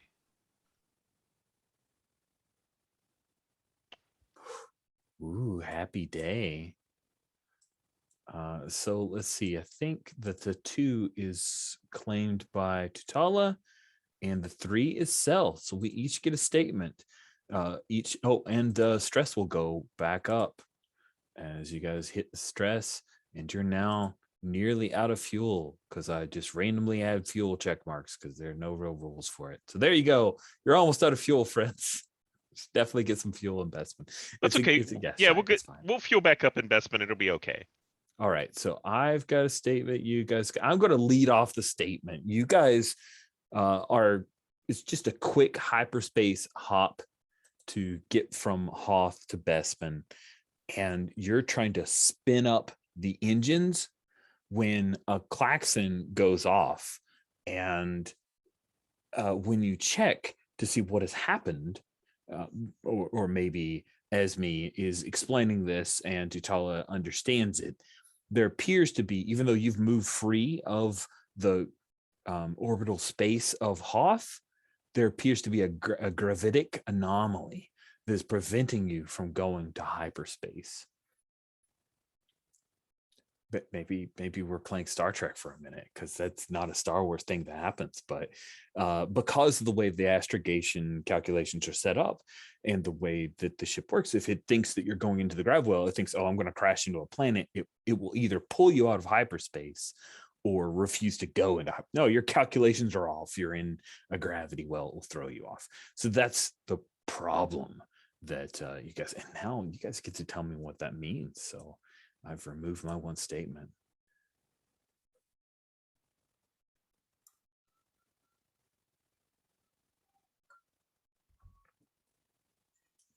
Who's got an idea? Who wants to go next? I'm thinking, it's me and who's the 2 again? I am. Yeah, it's T'Challa. Any ideas? I think T'Challa curses at the console and says, well, Poodoo, I think we have to. I don't know why we didn't see this coming in, but I think we're going to have to skirt around the system and get out far enough away from this grav well, just on sublight engines, before we can make this short jump to Bespin. So I think it's going to take longer than we thought it was going to. And says, there's no way around it. and starts heading towards, maybe Greater Javan or something like that. Just, as fast as the little engines will take us. But I think because our hyperdrive isn't as good as it could be, we're going to have to get a little bit further away than normal. And I think as we're like doing this and you're kind of using the sublight engines to try and like start those maneuvers and get us away, Cell is kind of looking out the windows and trying to see like in the direction of where the gravity um anomaly is, to try and like see like if there's anything out there or what's causing this. Mhm. And there's like the slightest glint of light off of an object out there that's suggestive of some kind of cloaking device being used. And What? I she's love like, it. does anyone else see that? It looks like I can't, it's like I'm imagining something there, but I can't quite see it. And I think Tutala's like space sickness, right? Yeah, but Space madness. if it's a cloaked ship, it would be quite large, right? Because cloaking devices don't work on small ships, as everybody knows. And that might even explain, if it's really large, it might explain the gravitic anomaly we have here. We need to get away from here as quickly as possible. I realize that saying that doesn't mean that we can go any faster than we are, but sometimes I feel I need to state the obvious. I apologize. I love when you state the obvious. It's very good and useful. So I don't know if the rules cover this, but I'm going to throw us into a new thing, and that is that the cloak it comes down and you see this very large gunship. It's the pirates, because we had a wish to pay off on some of the foreshadowing. So it's this pirate crew. They have tracked you to this point, and one of them is attempting to hit you guys up with the comms. Like they wanted to let you sweat for a little bit, it seems. And you hear over the comms whenever you open it up, double payback. You have a cargo. You will either hand over the cargo, or we will vent you to space and take it. Tell him we already dropped off the cargo at Hoth. Tell him it's down there. And I did you think do that? Tutala hands you the mic. I take the mic and I say, "This is Celsival from the double payback or the opportunity." I get confused. In any case, we dropped off our cargo below at Hoth near the memorial. You can recover it there.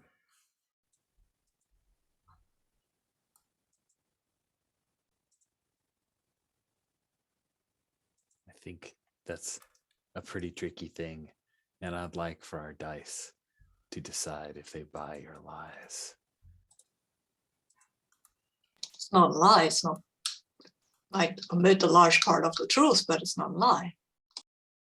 Ooh, how perfect that so much stress would be added. Bloop, bloop. Oh, by the way, let's pause for a moment. Have people been playing? Has Soren Dahl been playing the steady very well? I think so, yes. Has Celso, and I'm doing this to a word stash, so that's the thing. Has Celsival been rebellious? I think so. Going off by herself, like staying at the hotel, not telling anybody, that's pretty rebellious.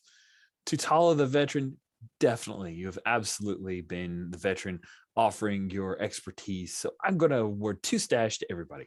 If you're already at 4 stash because you haven't been using your stash, you stay at 4 stash. You don't get more than 4.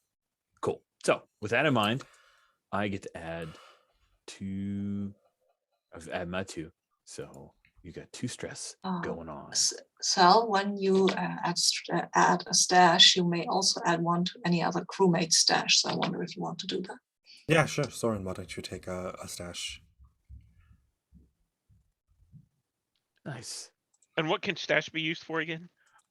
So for Tutala, You can spend a few moments giving heartfelt advice to a crewmate, and they add 3 to their stash.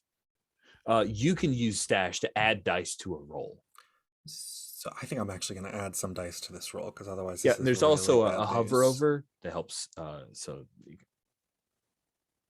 So I'll go for 3. Why not?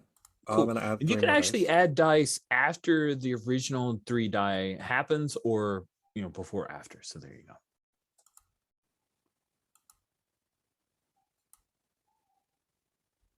Ooh, interesting. I think I want to put a label that says Soren is, what's your number, Soren? 5? Number is 4. And you know what? I'm going to spend also stash and your lovely little ones there that you have. I think they aren't there anymore. Okay. Celsival, what is the number associated with your character? Do you remember? Celsival is a 3. Okay, cool. I'm just sticking this here as a label so that we've got it. Because I keep having to navigate, and that would be a very easy fix for me. Wow. So my 2 1s go away. Yep. Harsh. Yep. I mean, this is a huge pirate ship that is threatening us. I feel if we are not doing our best, then yeah. And the person who rolled the 6 is the one who gets the 6. So who was that? Yep. That was Cells Extra, So, right? You bought that? Yeah. Okay, so I'll stick this by, oh, you're 3. Okay, so we got Tutala over here. We've got a wild card. Okay, so that's Cell. Got a wild card over here, and Soren. You guys figure it out. And I think Cell, since you spend a lot of stash, I'll let you decide where do you want to go in your narration. At first, there's a pause where they're trying to determine whether what we're saying is right or not, and I think we are not able to quite hold up. And I finally, when I get off the comms, I say to Tutala, "We need to be moving away from from their gravity signature so we can jump out of here quickly. Don't move too fast, but just fast enough that we're making progress." And so we're inching back. It's the starship equivalent of inching back away from a threat. So you're just far enough to run away. And we start doing that, and we're starting to move back while we're waiting for their comms message. Nice. I like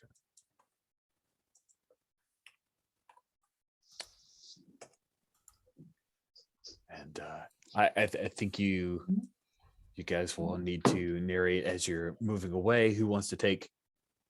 Okay, you did delete your. Awesome, perfect. Who'd like to take the next thing? What is the reaction of the captain? Do they buy it? It's Captain Mac Calibran.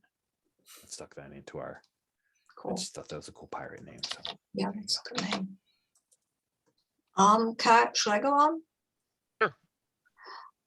So I think they're still debating over there, but when the ship starts moving, I mean, that's kind of a suspicious thing. So they will hail us again, and also I think they will shoot a warning shot for our bow, basically, and start creeping after us, actually, because the communication is something like I don't buy it. There's nothing on Haas that we want. We want what we want is a new ship.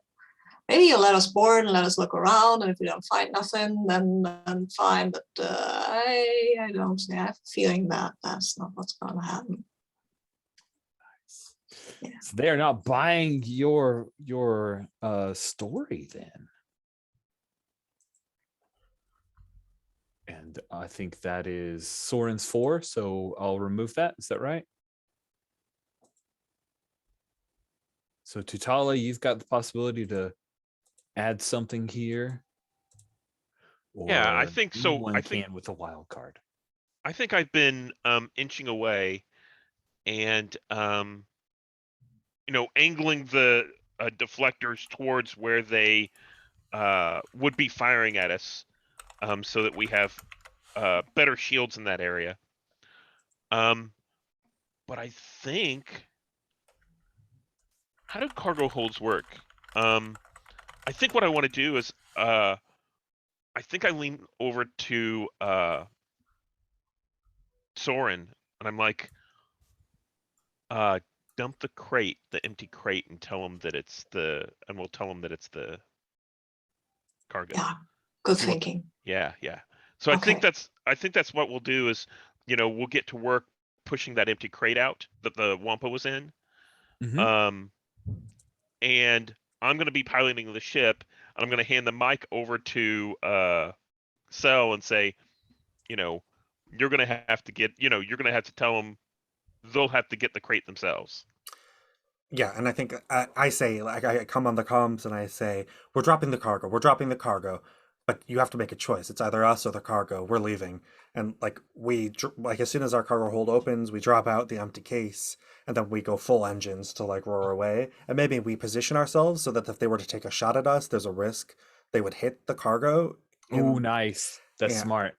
And then just as we get out of range, then we yell punch it, and we hit the hyperspace drives, and the stars turn into streaks. Yeah, it takes a while for the hyperdrive to kick in because of the double paybacks hyperdrive engine. And I But think I like that Cell, as they're pushing the crate out, Cell takes one of those mice out of like his pocket and puts it inside. And we see on the pirate ship, they're like, I see life sign. That's great. That's good thinking. that's really And clever. Soren will push the crate in a very odd trajectory because I mean it doesn't need to be very helpful here. That's awesome. Cool. And do you see the oh wow. Okay, this evidently I grabbed a pic and I thought it was a Nautilin, but it's actually a Fiorin. You would see as he angrily yells at you guys just before you head into hyperspace. Captain Mac Calibran says, "Your lies, they will pay in death." And that is when double payback jumps into hyperspace.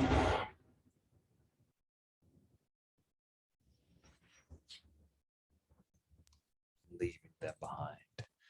And I think we'll just say that yeah, let's put a space in for pirates, I guess, at Hoth. Maybe that was another space on the board. And move again into you guys. I guess you arrive at Bespin, right? Does that make sense? Let's say that Celsival, you move us 2 spaces to the right. So we'll just say the pirates happened here, if that's okay. Just trying to keep things moving. Yeah, before we arrive at Bespin, though, I would like to fiddle with the crate, the coffins or sarcophagus. Oh yeah, you guys have whatever, talked about that, so asparagus. that's totally a thing. That's absolutely cool. Maybe I don't get it open, so it's possible. It's possible. Maybe we should. So the intent is that you guys are moving towards Bespin, but first you are looking to deal with the crate. So let's.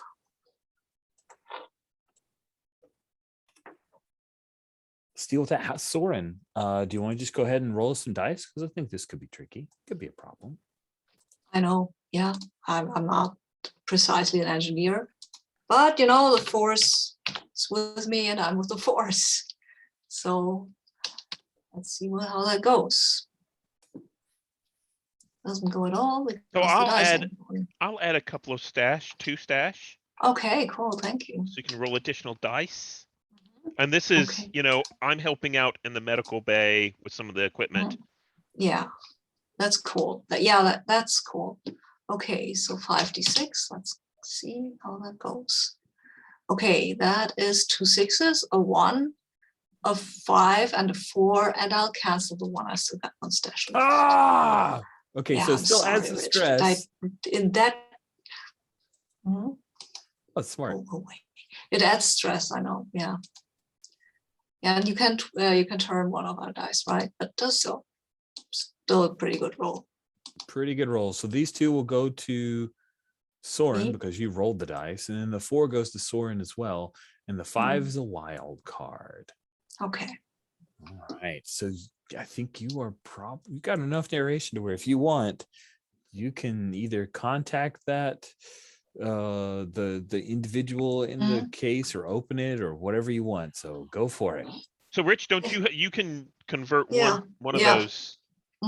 I can. Yeah. That's true. I think I'll do that. So Mhm. because I have there's enough stress and you guys have been going burning both ends, I'm going to convert this 6 to my own evil aim.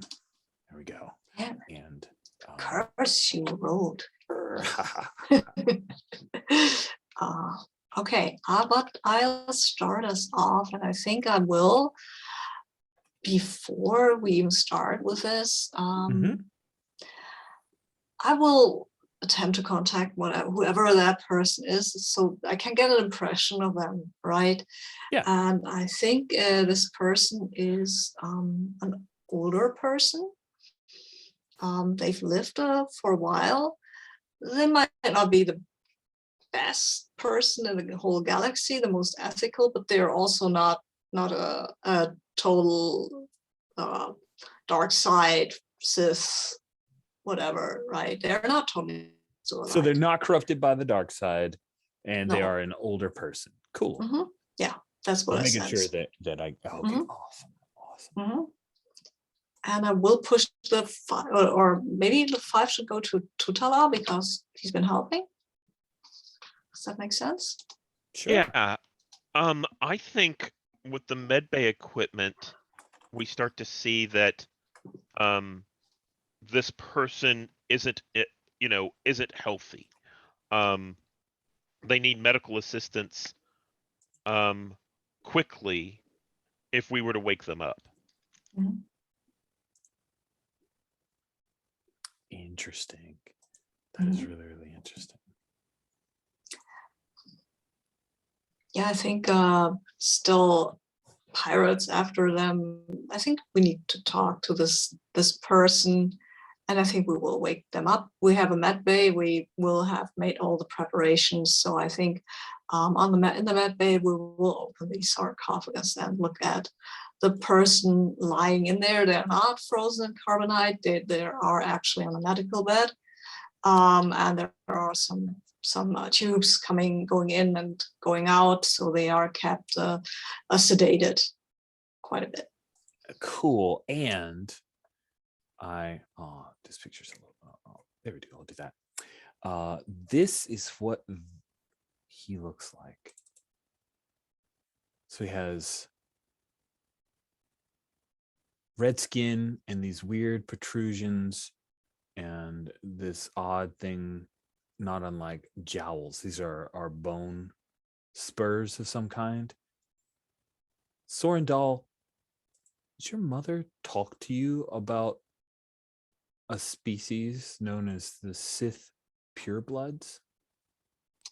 No, I don't think she even knew about them. So you've never seen anyone who looks No. quite like this. Mm-mm. But they're in a medically induced coma. You do not sense that they are tainted by the dark side, but there is some capability, there is some touch with the force in them. You'd previously sensed that is still true. And there is one die. Oh, that's all the dice, right? So you've got all the this dice. person. Yeah. So now you hit a button, you can wake this guy up.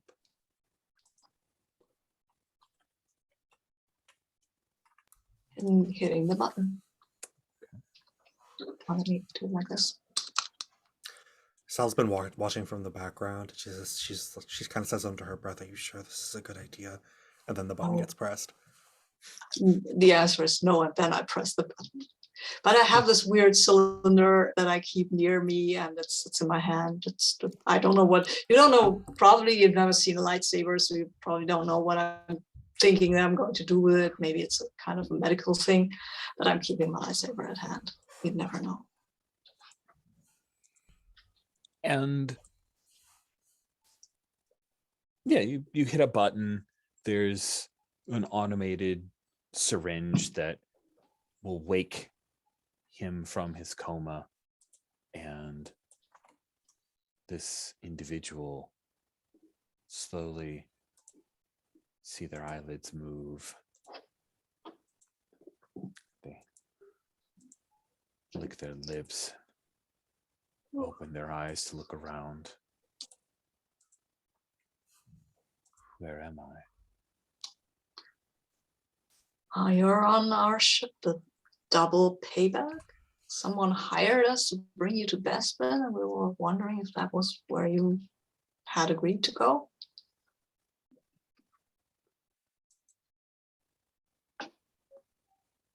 You are working for Con Felon?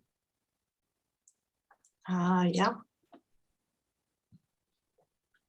You must have located medical facilities that still have files on my kind.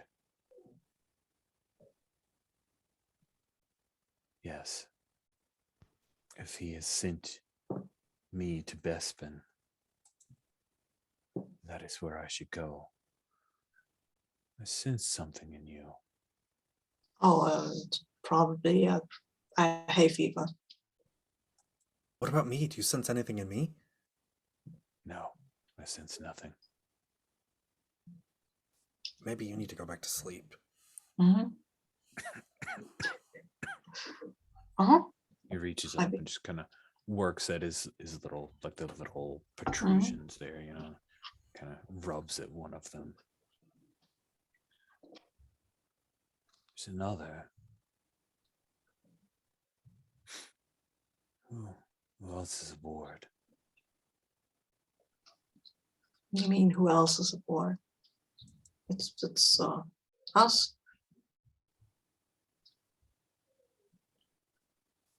Where's Tutala while this is going on? Oh, I think Tatala was in the medical bay as he woke up, and I think around He's that looking time, around. You're just so short that he hasn't seen you. Is that what happened? probably. And actually, I think around that time there's like a little, alarm that goes off, be-doo, be-doo. And I'm like, oh, that would be, us arriving at Bespin, and I run to the front to, take control. Nice.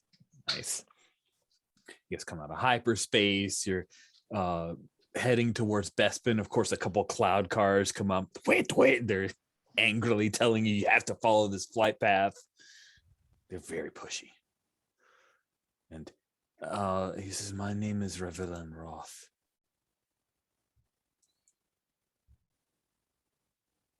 Thank you for helping me. Sure. I'm sorry, and I will leave out my last name. Soren. Mm-hmm. And you? Oh, I'm Salsaval. It's a pleasure to make your acquaintance, Revelin Roth. I'm sorry that I sense nothing in you, Salsaval. Oh, that's okay. I'm usually let people down anyway. Just because you do not have powers with the Force does not mean that you are any kind of letdown. The Soren, Force? are you a You Jedi? believe in that? Of course I believe in that. Jedi? There are no Jedi left, so how can I be a Jedi? I'm hiding my lightsaber surreptitiously behind my back. Is it possible that being frozen for so long did some damage to his I mind? think, yeah, it's maybe on the brain cells. Could be. And I mean, so you will notice that Soren is very nervous about the whole thing. Hide your abilities from your friend if you wish, Soren. But you cannot hide from me. What do I precisely need to hide from you, though? I mean, why would I need to? I'm sorry, I'm babbling. I don't think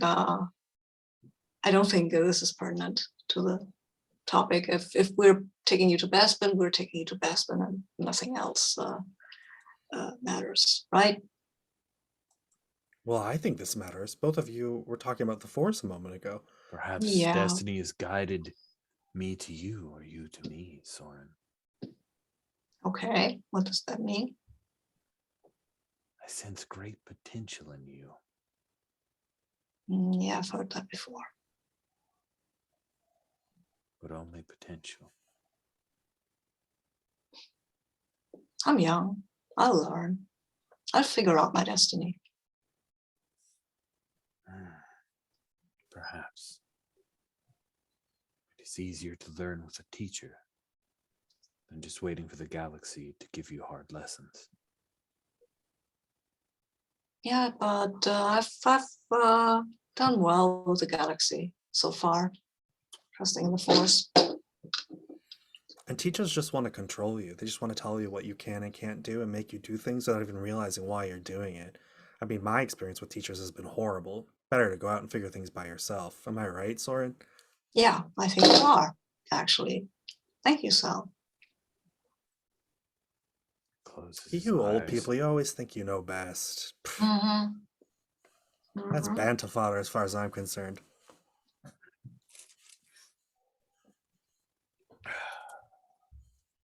I'm very tired.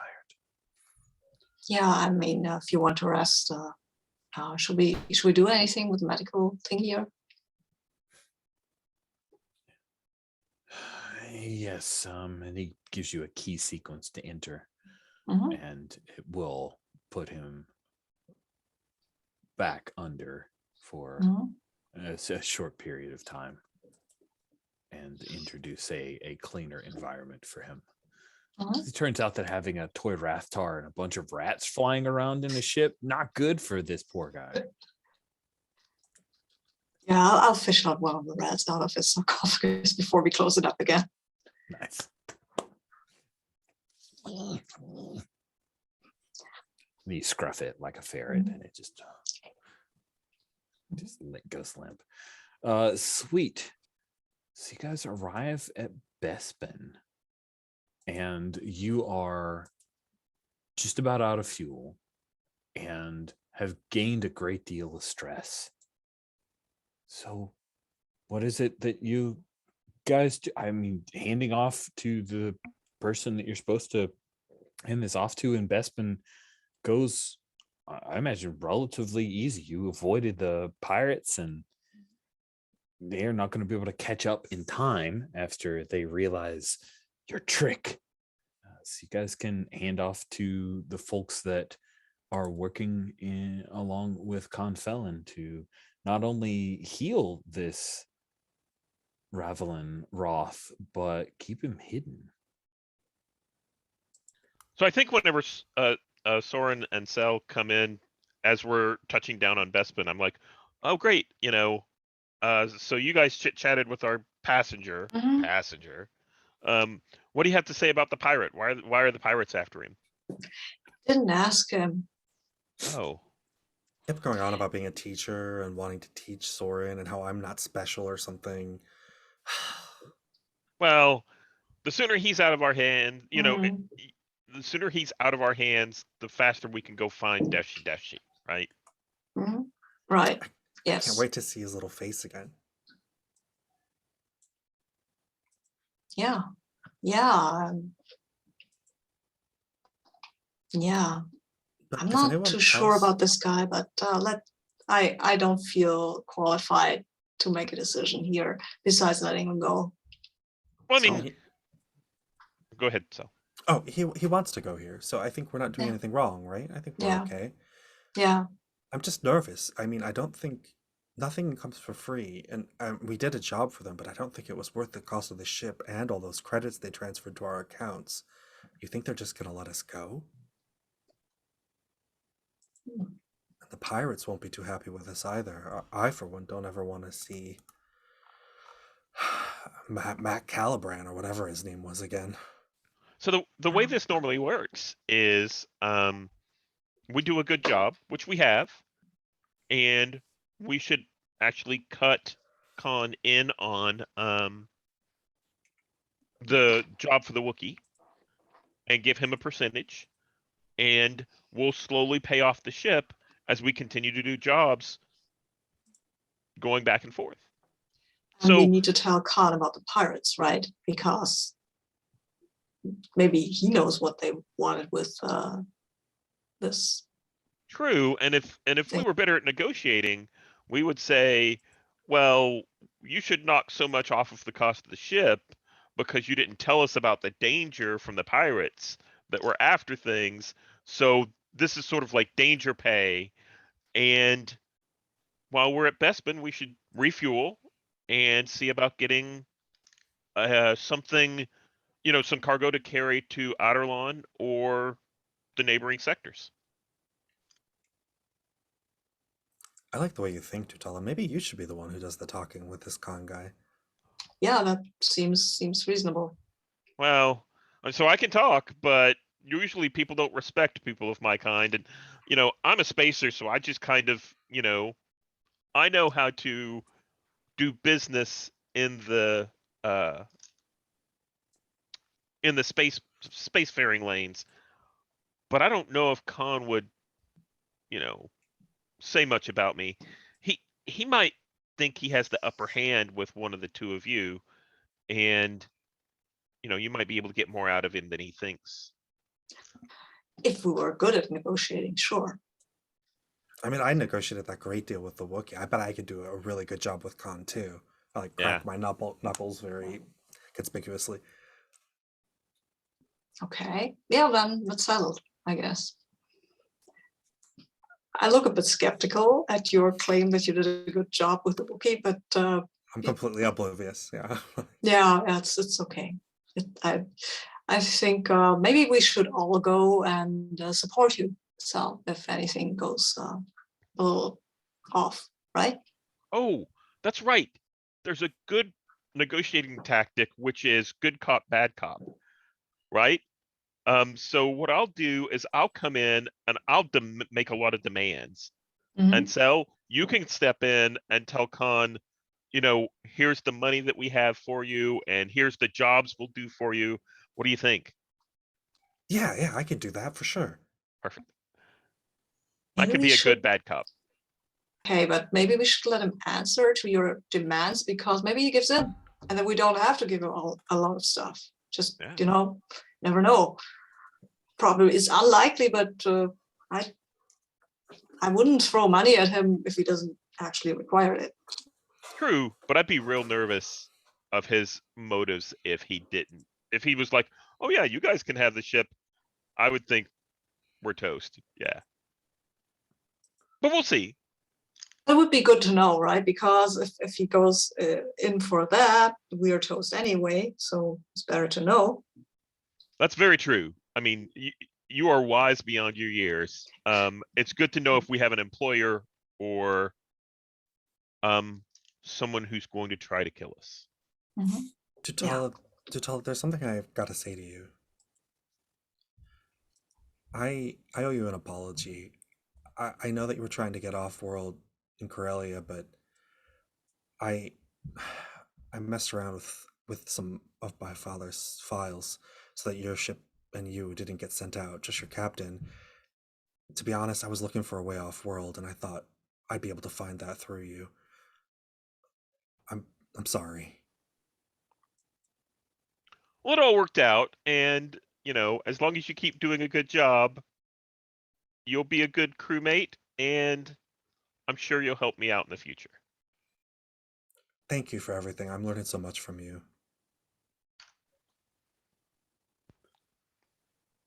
It's really cool. I think that Tutala has definitely spent a few moments giving heartfelt advice to a crewmate. So who do you want to add 3 to their stash? Tutala. So I think I did this kind of equally, talking to the crew amongst, so would it be okay if I split it? Yeah, 2 to 1, Yeah. 1 to the other. Yeah. Still? Yeah. So why don't you take 2 and Soren, you can take 1? And then whenever I add stash, I may also add 1 to any other player. So Yes. I guess I'll give 1 to maybe Tutala because of my apology. Oh, that's good. Cool. I like that. is fun. And I think that it sounds like you guys are stopping, and maybe you did that over a meal. So we'll let you uncheck a stress box there. You are nearly out of fuel, and your stress is still over one of the bars here before you're going to be able to reach Adelon. So what do you guys want to do? So let's buy fuel and relax, and then, or have a good night's sleep, and then get off to Elon.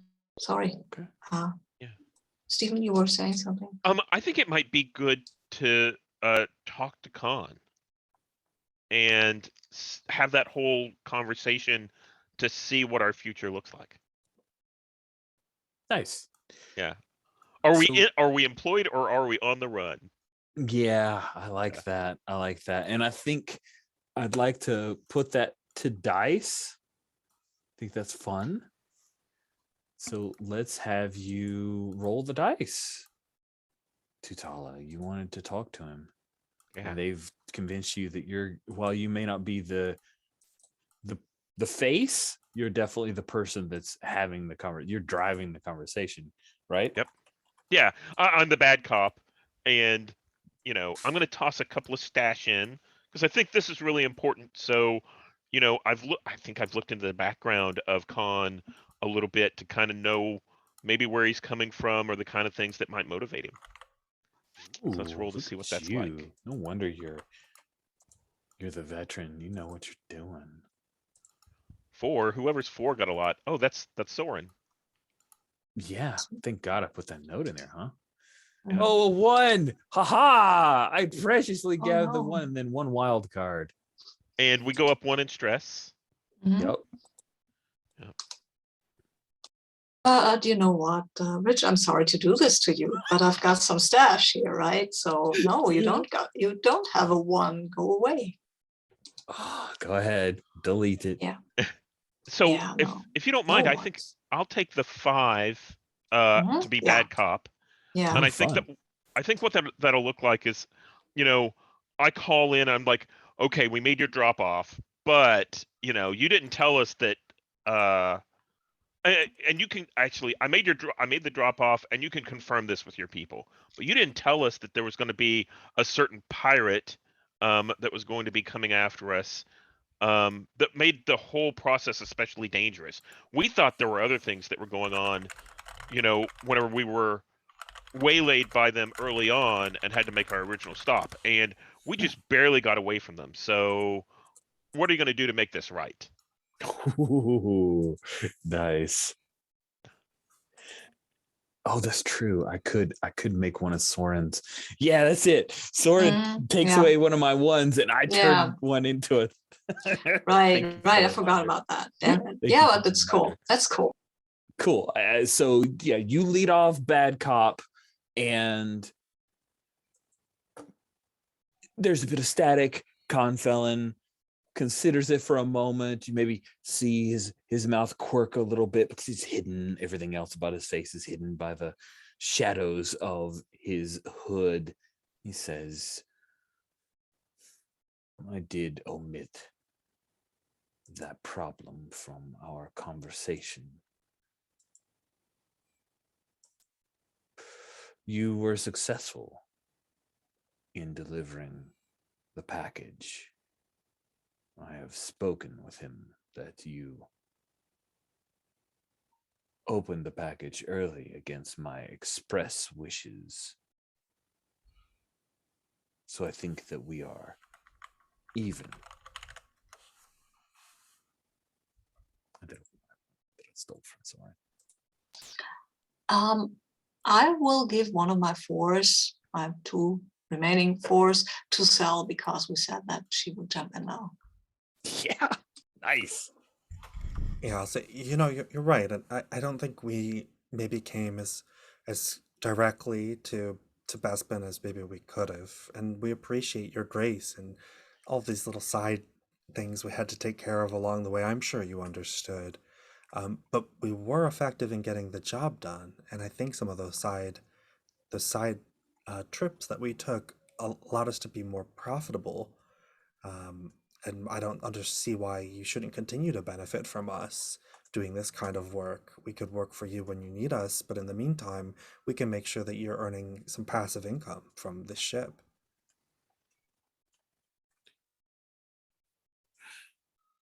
Then you are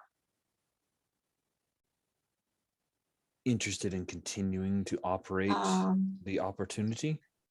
Rich, sorry, you don't have a narration. Damn it!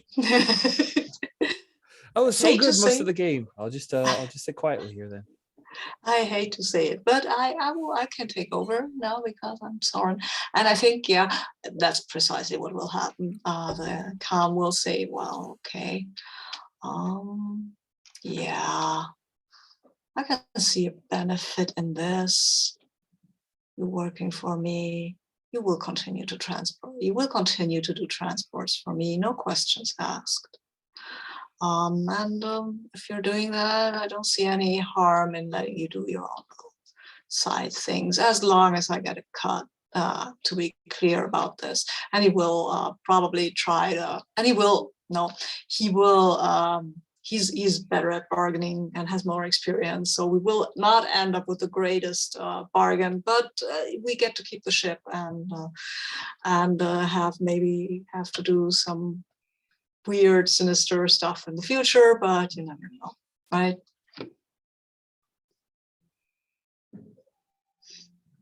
And he says, well, I think for this, I will send my representative to sign on this, and you can invite him to a meal. You've made some money now.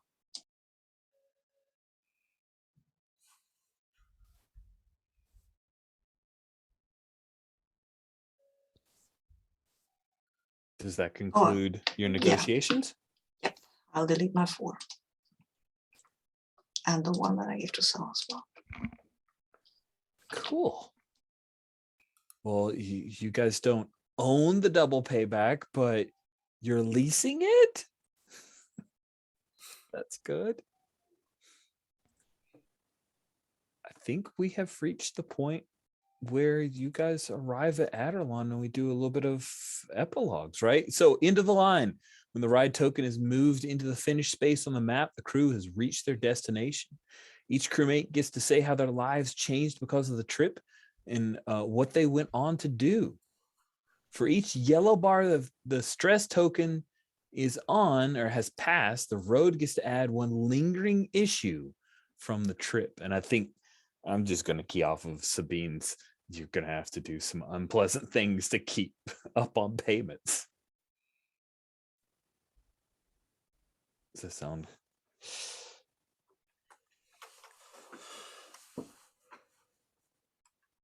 Who would like to go first for the epilogue? Why don't you? Do you have an idea? Sure, yeah.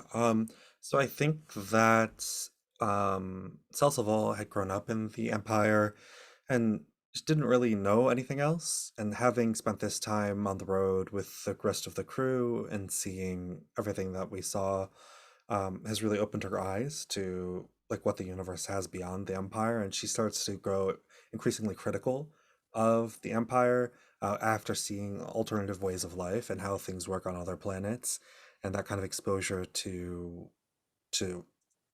it gets her to question what had been normalized for her, and if anything, she maybe tempers a little bit the more that she is out here and doing this work. Ooh, that's cool. Yeah, I can continue. What I've learned from this trip is that I don't want a teacher. I mean, I've never thought about having a teacher, but I thought that eventually I will go to maybe Jedi Academy or something like that. But no, the universe will teach me, and maybe it will be hard, but couldn't be that bad. It's the universe. Just follow the force.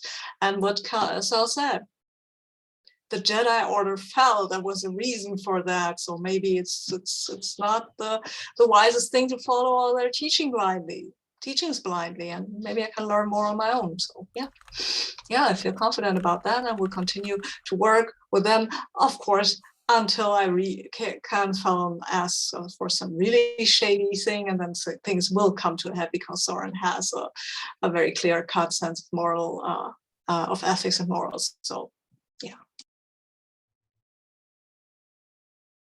I think what we see from Tatala is kind of a montage. It's you know, we see things kind of stepping through where we see jobs being done, we see money exchanging hands, we see a few upgrades to the ship where, things had been a little bit more dingy or, broken and things are starting to get fixed. We see Tatala has like a wound and he's in the medical bay, and we see one of those medical droids that's there that hadn't been there before, working on him. And then at some point we see like Tatala and, the rest of the crew come in and we open these smuggler containers that hadn't been there before, and we're pulling goods out and taking them out, down the ramp and everything. And we just see the ship get a little bit better. Maybe one of the areas has kind of been converted to better crew quarters. Maybe it's a little bit more spacious for the four of us. Um, and I think we see Deshi come back and is kind of piloting the ship, and we see some antics, some very good evasive maneuvers as we're going through. And I think with those evasive maneuvers, the ship kind of turns around, it goes off into light speed, and that's when we kind of see the credits roll. Nice. That was fun. So we've got a little bit of time left. I'd love to hear just a little bit of roses and thorns. A little different from stars and witches because I try to say thorns, but it's a 2-shot of road trip. You've got it in totality. We've seen it start to finish. So thorns are, if I were to run road trip again, what are some things that I should think about or consider or change to either make it easier to facilitate or clearer to present? Anything along those lines, any critiques that you have before I ask for thorns, because we'll start with thorns so we can end with roses. Let me remind you, I am the son of a Marine Corps sergeant who became a high school principal after he mustered out. So I can handle critical feedback with the greatest of ease. It's perfectly fine. And this is the first time I've asked for thorns this year. I've always made it wishes, but you know what? Let's do some thorns because I'm really curious. I had some fun with road trip, but I'm always open to make it better. So who would like to go first with thorns?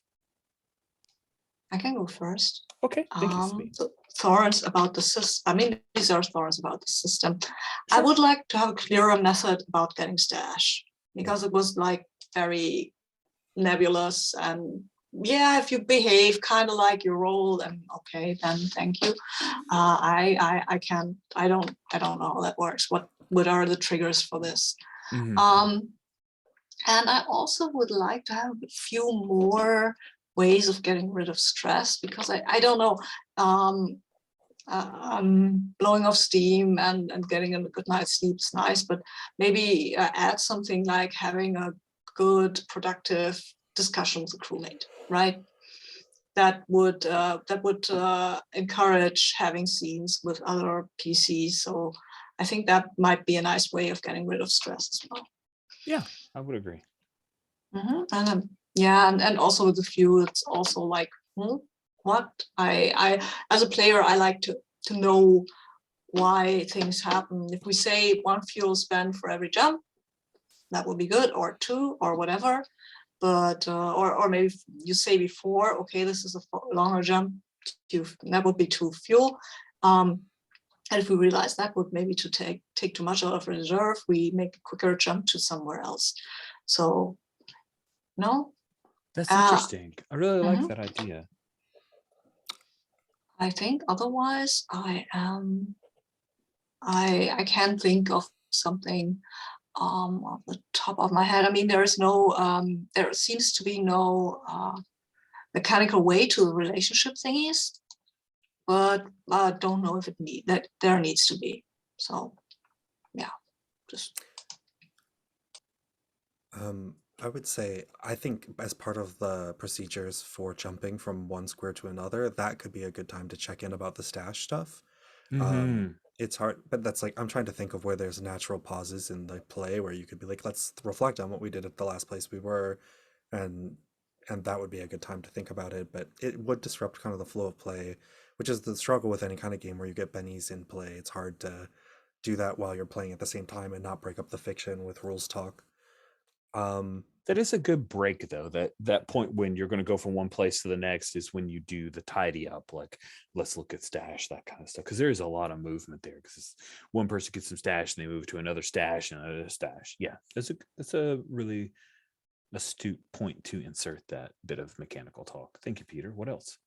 I think with the fuel, it's a great way to manage like the game as per like the length of how long the game is supposed to last. And in a game that you want to go longer, you would have heavier fuel usage. And then in a one shot like this, one per square means you only really have to stop once for fuel, which it's a good way to gauge how long you're going to hold people at planets or at stops, depending on what kind of context you're running the game in. And then the thing that I struggled with the most was making sure that like everybody was getting a chance to talk during the game. Like even the road, I felt like the road didn't have that many opportunities to talk in this game relative to like other games. It's hard to, because it is based on the dice, it's like hard to know. Like we could go a whole session where we get only a couple of ones.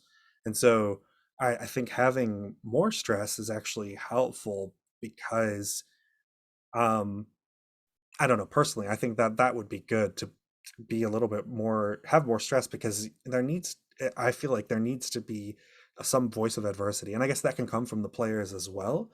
But it's less coherent when it's coming from lots of different places. I mean, we collaboratively work together to make it work, but it's harder to have like this unifying story when the road doesn't have as much of a say, I would say.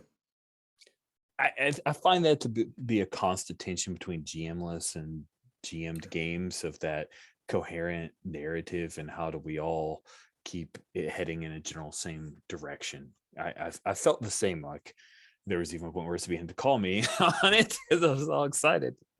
Like, want to jump in and One more thing that I Yeah. would change is the whole, and then you've got your number, and if it comes up, you have narration.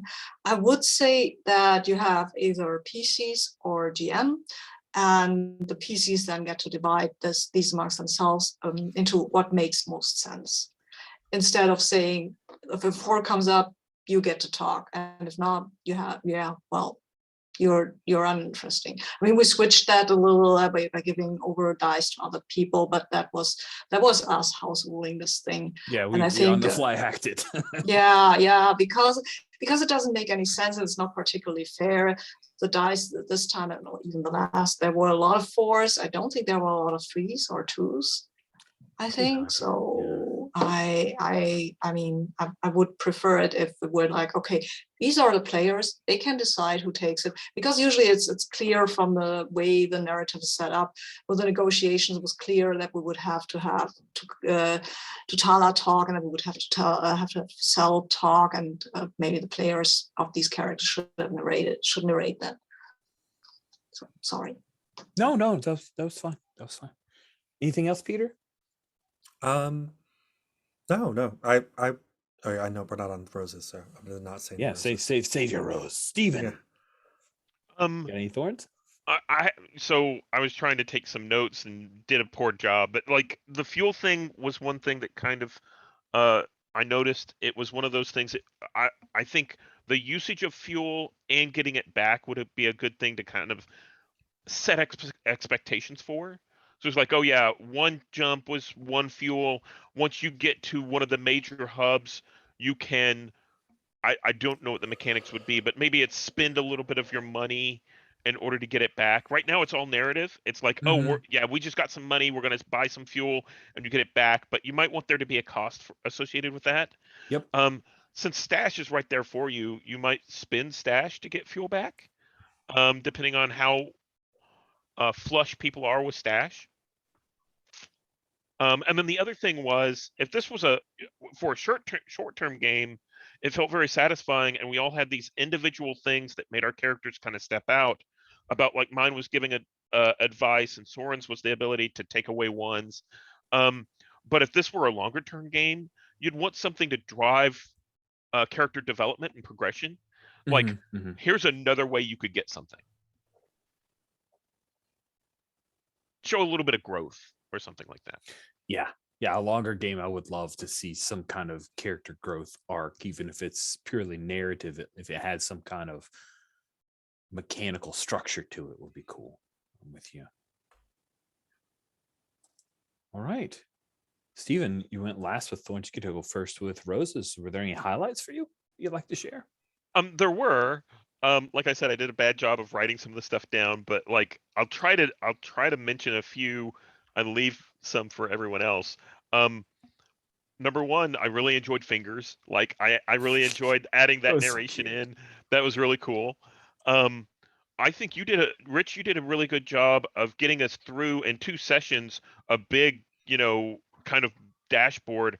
I was worried about pacing once we got through the last session, but you did a really good job of getting us through all the different places, and we ended very satisfying. That was very good. Thank you. For the system, I liked the interplay of the stress and the stash. Um, it it okay, it felt board gamey, right? Us being able Mhm. to we roll a 1, stress goes up, that gives you more narration rights, but we can spend stash to kind of roll more dice or take ones away and kind of get that interplay going. So stash became more important, so we kept trying to do things to get more stash. That felt good. Um, and then I think the other thing I'll mention is on the map. Um, I noticed on the map whenever I was looking at stuff, if you look between 4 and 5, there's a bathroom. There's a bathroom on the ship's map, Yeah. Oh, which is like the best thing ever. that's so cool. We have a bathroom, a refresher in the void. I remember on Mandalorian when he referred to a void to him, like, yes, Yep. we have a bathroom that's been mentioned in Star Wars lore. That's amazing. Thank you so much, Stephen. Peter, what about you? Did you have any roses? I do. I'm going to lead off with one thorn that came to mind. I Oh, don't okay. think that the system um, allowed for a lot of hard moves in the narrative, like really bad things to happen, and that I like to see that as a player. I like when bad things happen because that's when you learn a lot about the protagonists, how they react to those bad things. But that wasn't, yeah. And depending on the kind of story you're telling, that can be good or bad. But it was something I missed. In terms of roses, though, I would say like all of like the character keeper and the play tools that you put together. I know someone mentioned this last time, but it really struck me this time, especially as we were updating the dashboard and adding the planets and the links back to the Wikipedia, so we knew like what is this planet, what does it have. That was extremely helpful for me, and I think it was really great. Um, Thank you. Another thing that I really liked were the PC to PC conversations that we had. Sometimes games don't have space for that, where the characters can interact with each other and they have a lot of time to kind of just talk things through and you get to know the characters a little bit more. And I really enjoyed that, just having that space to interact and getting to know the characters better. And I think finally the NPCs, I had a really good sense of who they were. They fit really well into the Star Wars universe, and it just helped kind of build the mood of the story. They were very memorable, so that was great. Awesome. Thank you very much, Peter. Sabine, bring us home. Did you have any roses? Sure. Okay, what I really loved was the ice Wookiee. The whole thing with the Wookiee who gave us the one part to put on Hoth. That was a nice job to have done. It felt a bit dangerous, but not too much. And these were kids, so it was fine. And yeah, I really liked that. I also liked the creepy Sith pure-blooded guy. That was okay. Blah. Good thing that I did not know anything about these guys, so I wasn't too worried. And I loved the way the characters were played. I loved Salsaval and the little toy Rathgar that we defined. Toy Rathgar are awesome, and how she interacted with it, and had these six-legged mice. And I loved how Tutala was always like, okay, I have an idea. And then he said, and then his, no, people don't respect me. I can't do the negotiations. So yeah, that was a little sad, but also well played. yeah, I thoroughly enjoyed this despite all the gripes. It was a fun system to play with. I think it could benefit from some clarifications, Mhm. but as it was, since you said it was a bit board gamey, I was a little worried. I'm not a fan of board games, but this was fun. Good. So Peter, I loved your portrayal of Cell Saval. She was so very teenage, like on the border of being that annoying teenager, but always light enough to be a person I enjoyed pulling for. And that's a tough balance to walk. So I just really thought Cell Saval was fantastic. Stephen is the grumpy Tutala who gave advice, and then at the end turned to show just a little bit of realism about his perception of his place in the galaxy. I thought that was super interesting. I did not see that coming from the way he was interacting to him say, people don't really respect me. I thought that was prescient, like really, really fun.